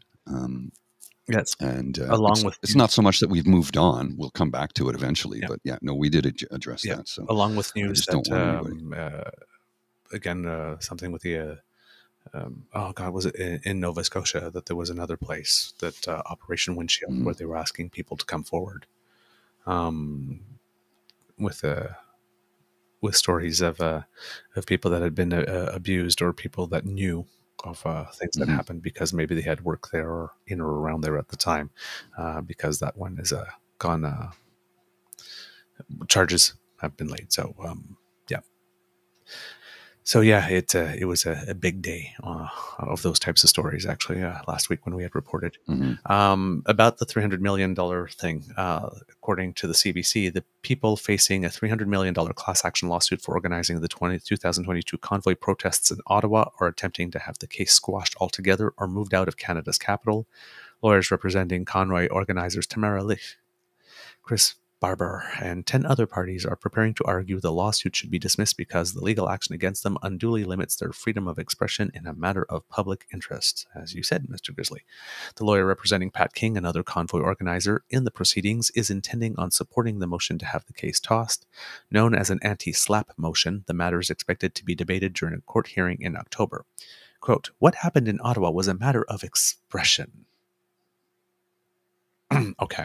We had a lot of people who were obviously very upset with what was going on in 2022, and they were taking to the streets expressing themselves, said James Manson, the lawyer representing Lich, Barbara, and the others. That's a reach. The lawsuit that is a huge reach. The lawsuit that was launched against my clients and everybody else does relate to expression, and it does relate to a matter of public interest, of course. It was the COVID vaccine mandates and all of the government's response to COVID, he said. And as we keep on saying on the show, yes, you have a right to freedom of expression through protest, but that doesn't mean you get to protest any damn day you want. Not any damn day, any damn way you want. Any damn day, yes. And let's get back to the it's something they even pointed out that I said very loudly. The mandates are provincial, you're in the wrong city. They literally took that clip, used it in the POEC, played it back, and one of the guys who was part, I can't remember which one it was part, it might have been Chris Barber. I don't recall. He says, and the lawyer, Paul, I think it was Paul Champ, said, would that not be correct that the mandates were provincial and that you were actually in the wrong city protesting the vaccine and lockdown mandates? We never had a lockdown, but you know what I mean? Yeah.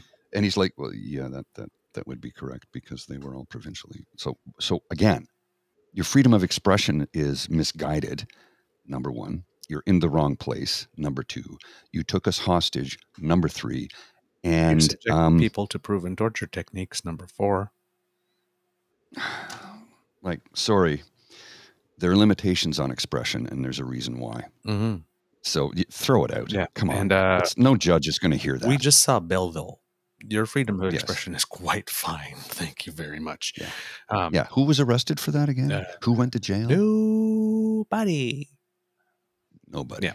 Yeah. Got your pal Jake again saying they're charging me with kidnapping, but I left a ransom note.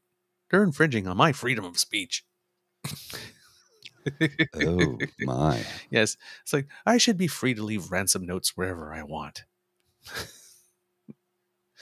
Yeah. I saw that too. So yeah, here's the thing. Yeah.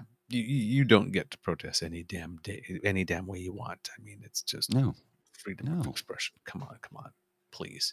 Paul Champ, the lawyer behind the proposed class action suit, said he doubted either of the motions would be successful. Quote, "The defendants, for whatever reason, still don't seem to be taking it seriously," he said. "They're trying to do everything they can to slow it down." Manson denies that's the case. "There's a huge backlog in our court system, and I would never do anything to increase that backlog. I'm not interested in creating delay for the sake of creating delay," he said. No, he would rather the thing be tossed. Of course. Yeah, right. I'm not trying to delay. I'm trying to get the thing tossed. But you know you have no chance of succeeding, so all you're doing is delaying. Right? I guess statistically you have a 0.0001276% chance that the judge on that day totally forgets the law and all precedent and as a sudden attack of hypernesia. I'm going to go along with Linda's comment here about the Tamara Leach book being added to her local library. She's, everybody's like, don't read it, don't read it, don't read it. And I'm like, I'm supporting you on this one, Linda. Yeah. I agree with you. How can you fight against oppression if you don't know how you're being oppressed? Maybe I'm not choosing the words carefully there, but strategically, you have to know what your enemy's doing, what they're saying to each other. Thank you. There you go. You have to. We're talking about Tamara Leach's book. Linda Emmett commented, my library just added Tamara Leach's book to the catalog. I can't decide if I want to read it or not. And you know what? I understand that mixed emotion because there's times for this show that I have to go and listen to certain stuff and it's like, oh, God. Yeah. I do it so you don't have to. But sometimes it's painful. And sometimes we need to do what I did on Friday and just unplug for a few days. Oh, and Ray Girl, I saw your message. I wasn't ignoring you. I didn't see it till this morning because I was ignoring everything and everyone for the weekend. I just posted a couple of social event videos, a football game and a concert. But I didn't respond to any message or anything, but I did see it, and I'll reach out to you a little bit later. Promise. All right. Criminal trials are to come. Lich and Barber are scheduled for trial in September on criminal charges related to the protests. The pair are co-accused of mischief, obstructing police, and counseling others to commit mischief and intimidation.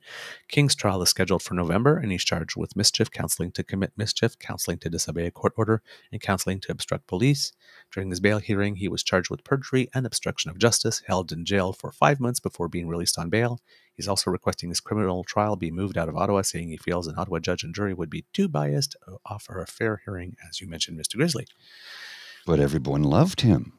Oh, yeah. Everyone loved him. It was just a big dance disco party. It was a love fest. And I'm sure our old pal Jake here must be banging his head against the desk again that they had an insurrection on January 6th, and they're still waiting to see when the indictments are going to fall. And so far, the first indictment's not going to be all the stuff. It's just going to be like some stuff, because I'm sure there are going to be many superseding indictments on that one. And meanwhile, here in Canada, our January 6th sort of attempt has already had a public order emergency commission go through the whole thing, deliver a report, said it was bunk, and the Coots trial sort of started but delayed, and everybody else's trials. And people actually haven't been held in jail for a while who organized it. Yeah. Of course, nobody from the Conservative Party of Canada or the PPC, People's Party of Canada, yet have been roped in. It would be really nice. Now, I can understand maybe in this instance that it was sort of like this grassroots type thing that popped in, and then the Conservatives decided they were just going to ride that train. But if Lordy, there are tapes applies on both sides of the border, Lordy, I sure hope there are tapes of people from the convoy talking to Dean French or Rob Ford or Candice Bergen or Pierre Poilievre. Russia, if you're out there and you know what those tapes are.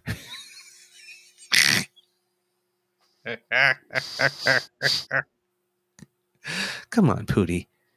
You're going through a tough time there in Ukraine. You know Pierre's never going to love you. Not the way you need to be. Release those tapes. Come on, Vlad. Be bad.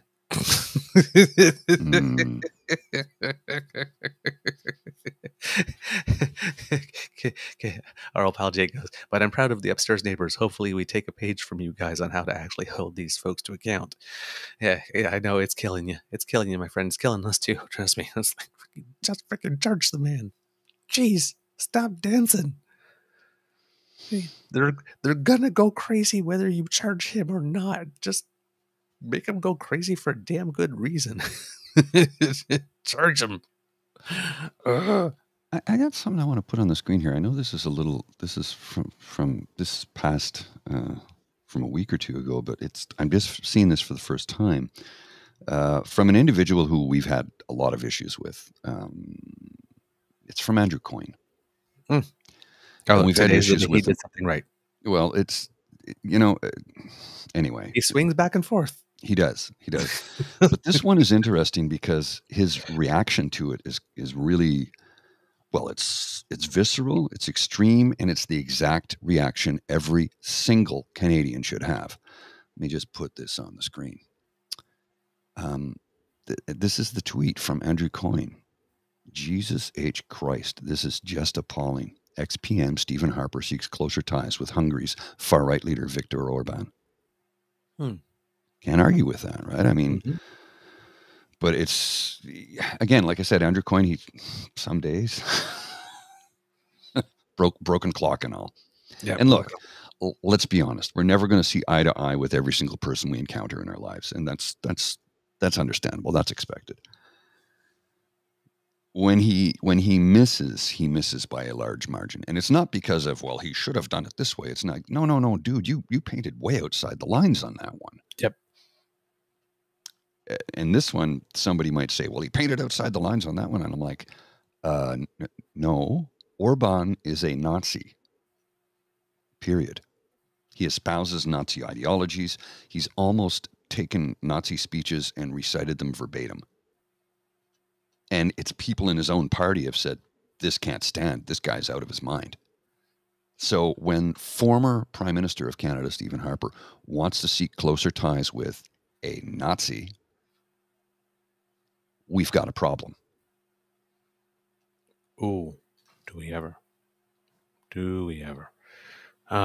Also on the weekend, the Prime Minister of Canada decided to show that he was the Prime Minister of all Canadians by attending Pride in PEI. I saw that, yeah. Where a ton of protesters did not show up with Trump flags and FU flags, and a whole bunch of additional security detail was not needed because prides are love-ins. They are happy places where happy things happen. And people generally like to be happy. So no additional security detail is needed. Apparently, conservatives online couldn't hack it. So, of course not. Yes, the PM attending Pride broke a lot of conservatives this weekend for some reason. Do not know why, but oh well, life's too short to worry about them. And then,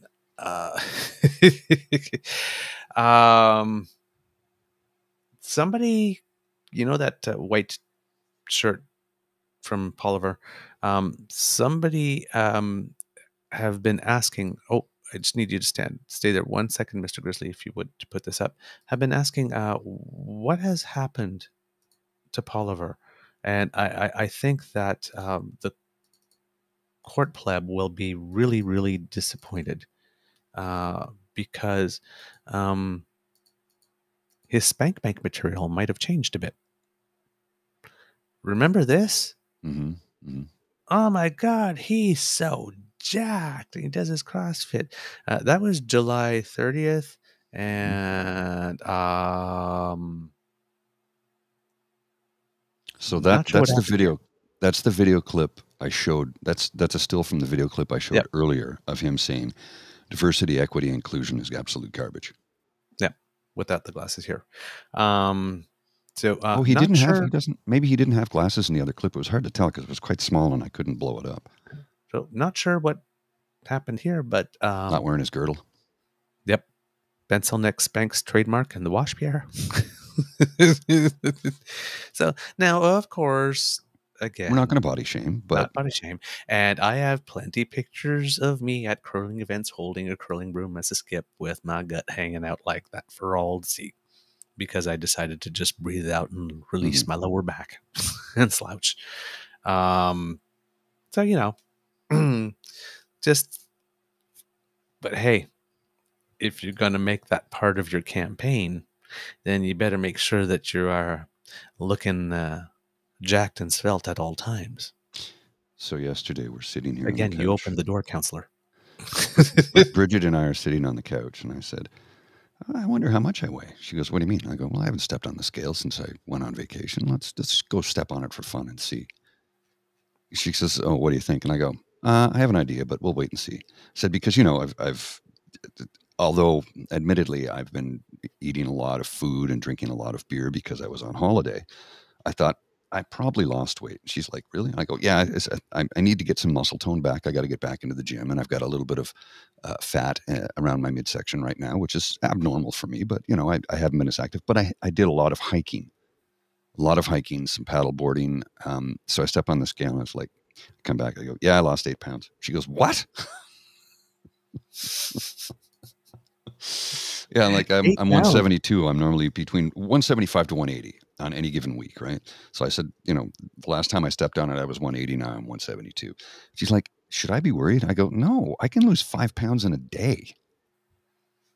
That's just how my body is." Yep. But she's like, I don't know if I should love you or hate you over this.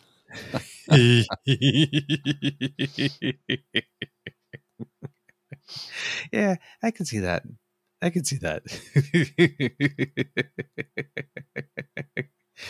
Oh man, oh man, oh man, oh man.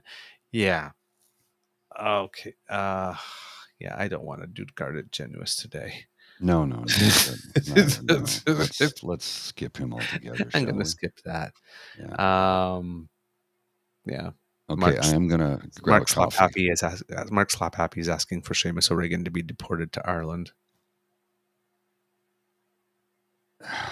because the workers didn't. Anyway. I'm gonna get a coffee. I'll be right back.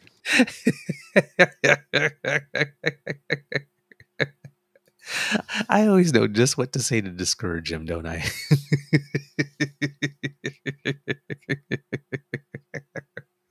Oh man.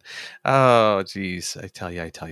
It's yeah, we're living in a weird world. Remember on Friday when we told you about that lady in Arizona who had fallen out of a wheelchair and she was lying on the pavement for a while and that she had burns? I thought that happened because she might have been like laying on the sidewalk for about 5 minutes or so, right? And just people didn't see her there for a while. Turns out no. Turns out that asphalt in direct sunlight at 100 degrees Fahrenheit temperature can reach 160 degrees Fahrenheit. Whoa. And in 120 Fahrenheit temperature can reach up to 200. 3 seconds of contact with 140 Fahrenheit material can give you a second-degree burn. 5 seconds of contact can give you a third-degree burn. So it's not like she fell and was like, "Oh, I fell and I can't get up. Somebody help me." And nobody didn't see her for a while. She could have just like fallen by the time somebody went, "Oh my God, whoa," and picked her up. Already third-degree burn. Wow, that's crazy. That's how fast it happens. No, that's why, when you see, they say, if you're taking your dog out for a walk during really extreme heat, avoid the pavement because it'll burn their pads unless you put, boots on them. And people, why would you put boots on your dog in the summertime? So they don't burn? In the winter, it's to keep them from freezing. In the summer, it's to keep them from burning. It's kind of like, Paul, why do you always wear a hat? Because I'm bald? Oh, are you ashamed of it? I do a live stream Monday to Friday with no hat on. I think I'm okay with my lack of hair on my head. It's about not getting burned or freezing. That's it. I don't want to freeze and I don't want to burn. I get about 2 weeks in the spring and sometimes 2 weeks in autumn when I can get away without a hat. And that's about it. Yeah. If I had a full head of hair, I wouldn't have to worry about wearing a hat all the time. I still would wear a hat in the summer, though. Even when I had hair, I started wearing like a wide-brimmed Tilly in the summertime at work because I was outside a lot, right, for my job at the time. So I kept a hat on because, well, skin cancer, premature aging. There's lots of reasons to wear a hat. Right? Absolutely. Pete will tell you that. Pete out in Australia, they had a campaign, Slip, Slap, Slop. Okay. Slip on a shirt, slap on a hat, and slop on some sunscreen. Because the instances of skin cancer in Australia were through the roof in the 80s and early 90s. And people were dying because, well, it's the largest organ in the human body. Mm-hmm. Or the human body's largest organ. That's what it is. People go, no, it's the heart. Nope, your skin is an organ. Your skin. It's the largest one. And if you don't take care of it, you're going to learn some hard stuff the worst way. Mr. Grizzly, I think we have a show. I believe we do, good sir. I've got nothing else to really report. There's nothing across my timeline that is really pressing at the moment. So yeah, let's just wrap it up, and I can get caught up on some work. I have 80 emails I got to sort through. Some of them aren't major, but nevertheless, it's work. It's work. All right, kids. That's the end of this episode of the Daily Beaver podcast. We hope that you loved listening to us, because we love making this for you, and we love you. And thank you so much for all the time and attention that you give us, and all the support and encouragement. We really appreciate it. Remember, sharing is caring. So please share news of us, share our episodes. We really appreciate retweets, especially when you have a retweet and leave a comment as well. So let your peeps and poops know about us, because word of mouth is priceless. And, well, so are you. So thank you so much. We love to hear from you. Reach us on our Facebook at True North Eager Beaver, our Twitter feed at True Eager, or by email at truenortheagerbeaver@gmail.com. Our pod page is still active for some reason, even though they said they were shutting it down. So I don't know what's going on with that. It's still active. So So while you still can. Well, I'm wondering if I can no longer post to it, and we'll find that out. And if I can't post to it anymore, that's something we'll address later. Okay. If we can't post to it anymore, it's still available on Spotify and Google and Apple. But I have to claim mea culpa. I've been very terrible at updating the coffee page with a new. At some point, it just became too much. So I stopped somewhere around like episode 53. But if a pod page doesn't do that anymore, what we'll do is through the coffee page, I'll be putting up the episodes there as well. I'll start with the more recent ones, and then put the other ones to complete the back catalog over time. But we'll just migrate over there so that you can find our content there as well. Since that one's already active, and that one we don't have to pay additional for. But for now, if you still can, it's podpage.com/the True North Eager Beaver, lowercase letters, all in one word with a hyphen in between each one of those. Not all in one word. Let's try that again. The True North Eager Beaver, lowercase letters with a hyphen between each one of those words. I'm mixing up the coffee one and it's fine. The pod page one. Why not also subscribe to our True North Eager Beaver Media Incorporated YouTube channel? And kitties, you did help us pass 300. Actually, we passed 300 during the show while we were asking you to help us pass 300. So whoever did that, thank you so much. We really, really appreciate that. Of course, now because we're greedy, we'll ask you for more. Now we want 400. Well, yes, we'd like more. Well, hopefully at some point in time, when we start to, generate some money, we might be able to hire somebody to help us out with some of the production, news gathering, updating of stuff. It would be really nice one day to actually be able to have an employee who would actually like pay a decent salary with decent benefits and the whole thing. That would be like a dream. We're only going to do this correctly. We will not even consider hiring in somebody until we're in a position to pay them a livable wage and give them benefits. Otherwise, we would be the opposite of what we preach. We got to practice what we preach, right? Yeah. But that would be could you imagine this little thing actually would be able to help someone else have a living? Mm-hmm. Oh yeah. And it would take some pressure off of you and I to get some. I mean, we'd still be plugged in and involved, but I could breathe a little bit easier because I'm working 75 hours a week on average. It's a lot because I'm old. I said that the other day on the tennis court. I'm playing this 20-something young guy, I guess, who were at very similar levels. So we have these good long games. And at one point, I'm I'm winning, but I'm sitting there and I'm going, it's like, dude, I'm an old man. Take it easy on me. Yeah. You're making me run. Because, but you keep getting to everything. It's like, I see you playing you got the brace on your knee and thinking, okay, I'll just make this guy run, right? It's like, but I'm fast. And I get there. It's like, where you keep on getting to everything. I said, oh, you think this knee brace was going to stop me? Well, he's 20, so. But it's at one point, it's like 32 outside, and I'm dripping wet. like this, like so much more. Like I can't even like take like the edge of my shirt and like wipe my eye with it because the shirt is so wet. I'd just be putting more water in my eye, and I just sort of like was like, dude, I'm an old man. I actually, I was trying to play this weekend, Friday and Saturday actually, and well, Friday was just ridiculously hot, so nobody took me up on the offer. But Saturday, but it turns out was probably a good idea because I had a very, very, very slight groin pull. I was okay by Sunday, but I had to spent the whole weekend like stretching that groin area like crazy because something had happened. I was just like, you know what? Yeah. Oh, there's the 50. I felt fine during the match, and then I woke up the next day and it's like, oh yeah, I ran a little too hard yesterday, didn't I? That happens. Really wanted to win. It was after my 3-kilometer hike up a mountain in flip-flops that I could barely walk for 2 days afterwards.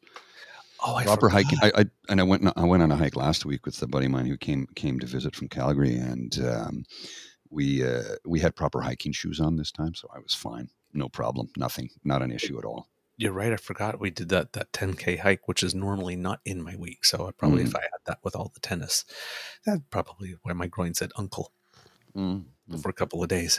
Well, I think I walked about 12 kilometers in flip-flops on Friday because we went to the Red Blacks game. It was a great time. We had a really good time. But there was a 1 hour rain. Well, not a rain delay, weather delay. And the weather delay is due to lightning. You can't have players on the field when there's light. And they said to everybody, please seek shelter. Like on the sign, on the scoreboard, it's like in North Grandstands, move under the roof or move inside. South Grandstands, please move to the concession level or second level. Just, get under cover because, you don't want to be struck by lightning. Yeah. It was a close match, but it was not a win for the Red Blacks. Well, and I got a full respect for Hamilton's defense. And of course, what happened, Bo Levy-Mitchell, who had missed 4 games in a row due to injury, broke his leg. It looks like his season's done. I'm like, I feel for Hamilton, and I feel for him because he signed with Hamilton after being in Calgary for a decade. He signed a contract with Hamilton, and now like his whole season's basically done. Jeez. Yeah, it's a sad state of affairs, but they're down to their 4th string quarterback, just like Ottawa is. But our 4th string quarterback's been doing pretty well. And I say our like I'm a member of the team. I'm not. I've only been supporting Ottawa football since 1976, though. So yeah, been cheering for them since that Grey Cup. You've put in some time. Yeah. Linda, I'm going the True North Eager Beaver Media Empire. Eventually that is the plan. Eventually that is excellent. Exactly. No, Homer, you missed it. Excellent. Exactly.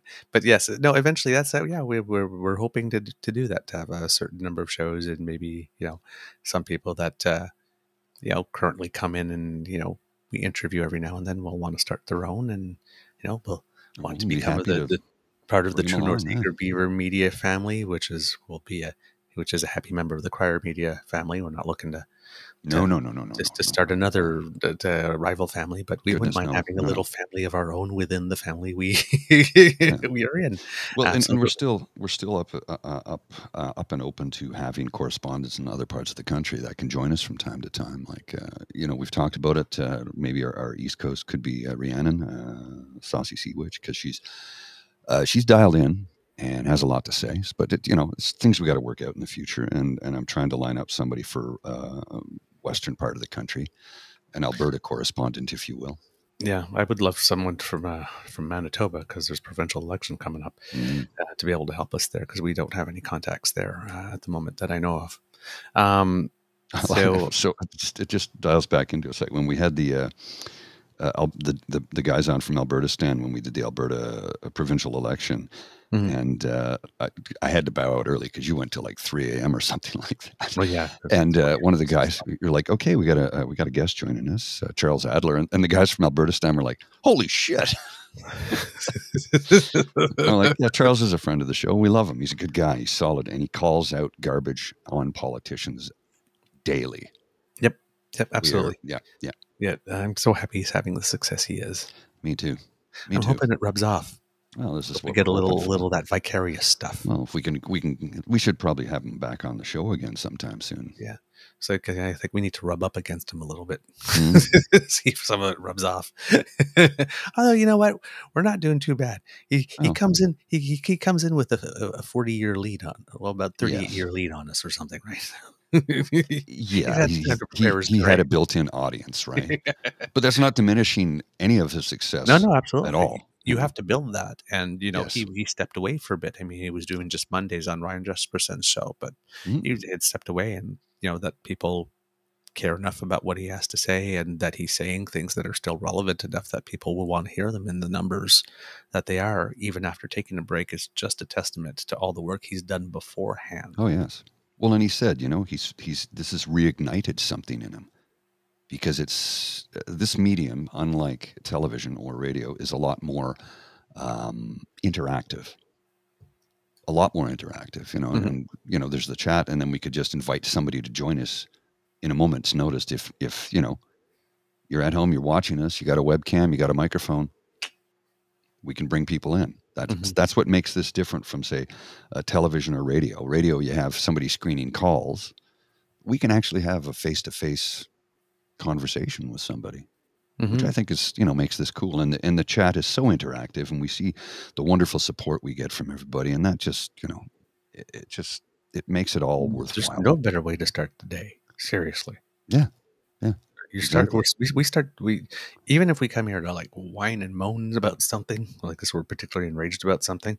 We always leave the day with a healthy dose of love. Oh, yes. That's the kids. Mr. Dick, I can't DM you on Twitter because I follow you, but you don't follow me. Oh, well then send me something on. Just send me a Twitter message, and I'll make sure I follow you, and There then you go. that will solve the problem. There you go. All right. So yes, please subscribe to our True North Eager Beaver Media Incorporated YouTube channel. That helps us out big time. I see that we're at 303, so more of you have joined since I saw the 300. Thank you so much.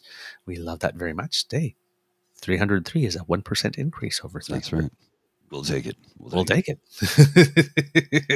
I'm all about the numbers, kids. We can't do this without your kind and generous support. So if you feel that we've done a particularly good show or month of shows, since it's the last of the month, and we all have mortgages and rent to pay, then yes, you can scan the QR code that Mr. Grizzly is going to put up right there, and that will bring you to our True North Eager Beaver Lodge Emergency Hydration Fund. And I don't see Jen today, so I'm not going to waste the M word today. I'll wait for her to be here. No, you got to hold it for future. If you would, yes, we got to hold. Well, we can't say it every day. That's you have to release that strategically. The M bomb.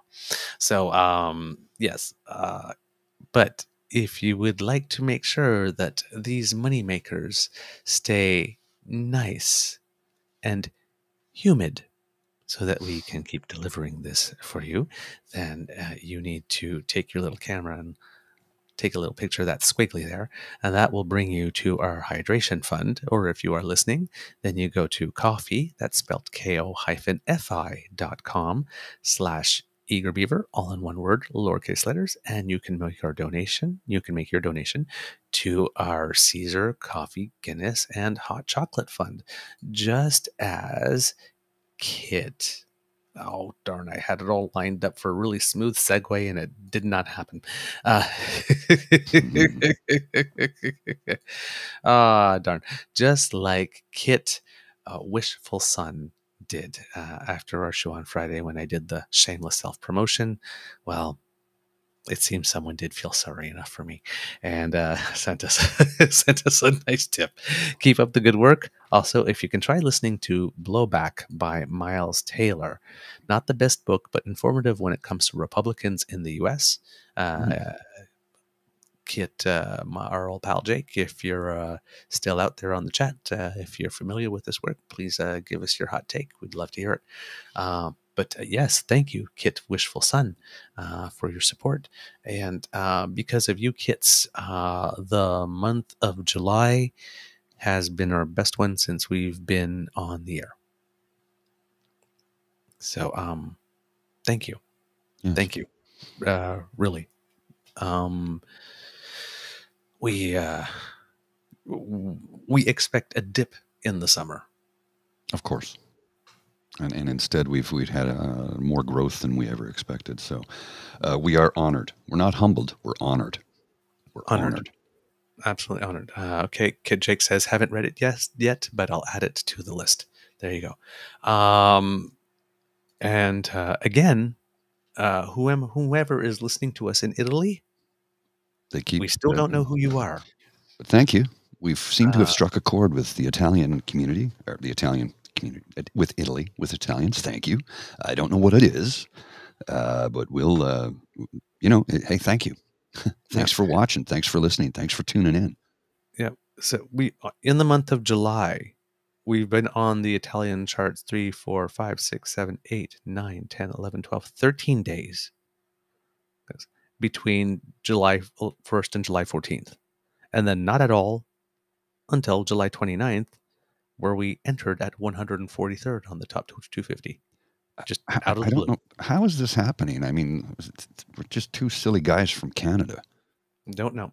And on the Canadian one, in the last month, so this is June 30th, I can't count that. So that's 1, 2, 3, 4, 5, 6, 7, 8, 9, 10, 11, 12, 13, 14, 15, 16, 17, 18, 19, 20. 20 of the days of July we've been on the charts.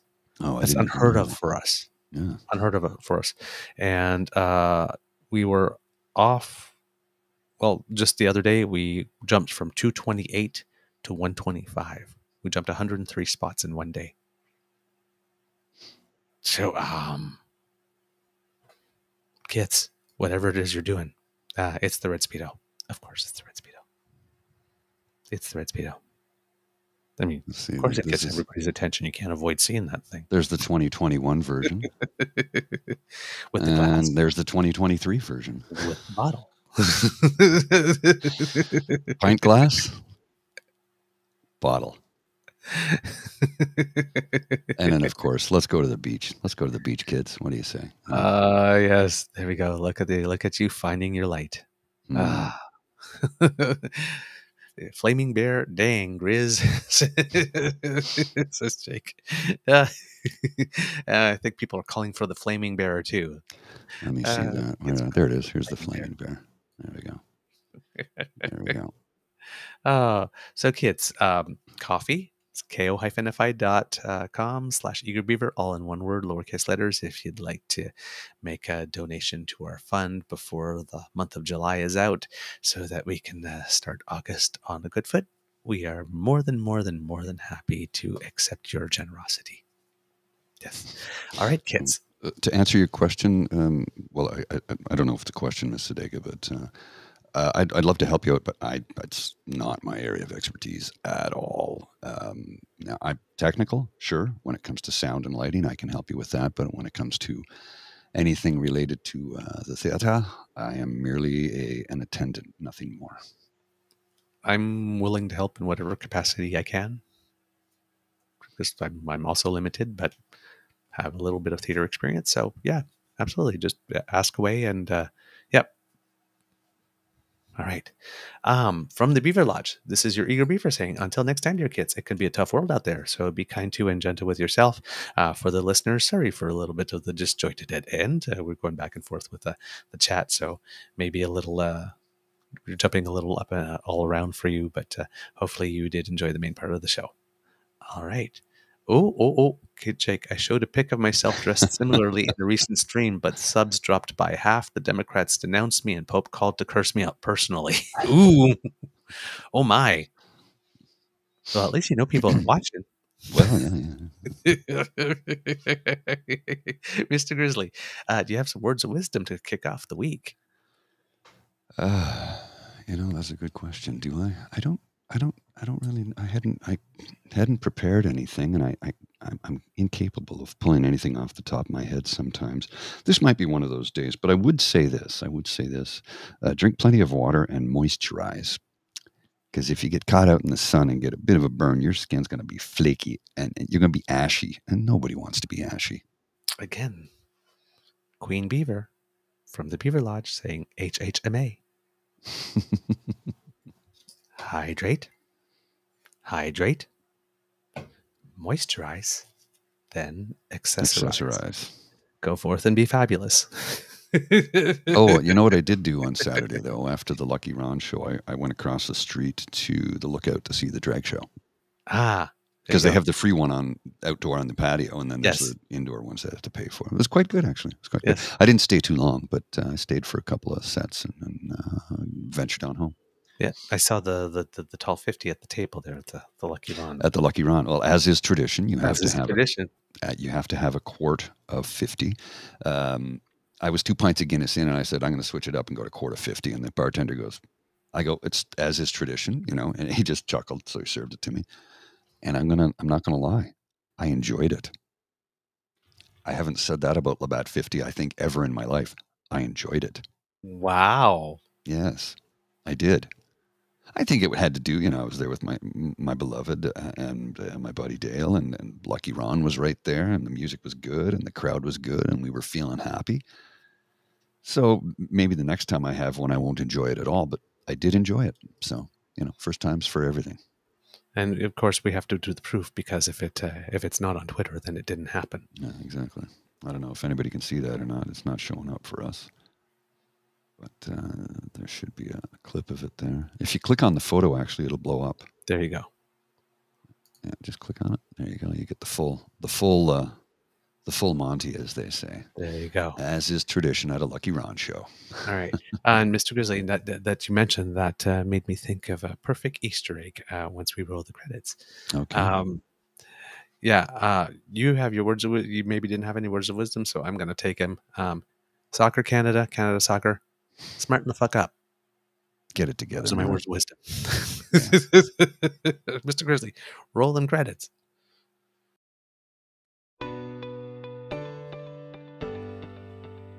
You are listening to a True North Eager Beaver media podcast. The True North Eager Beaver podcasts are proudly brought to you by our founding sponsors, the Miss V Mysteries from Corvid Moon Publishing, your source for science fiction, fantasy, and cozy mysteries featuring a broad diversity of characters. CanadianTarot.com, your uniquely Canadian online eclectic tarot community and forum. And The Peppermaster, hot pepper sauces made from fresh farm ingredients to thrill your taste buds and expand your mind.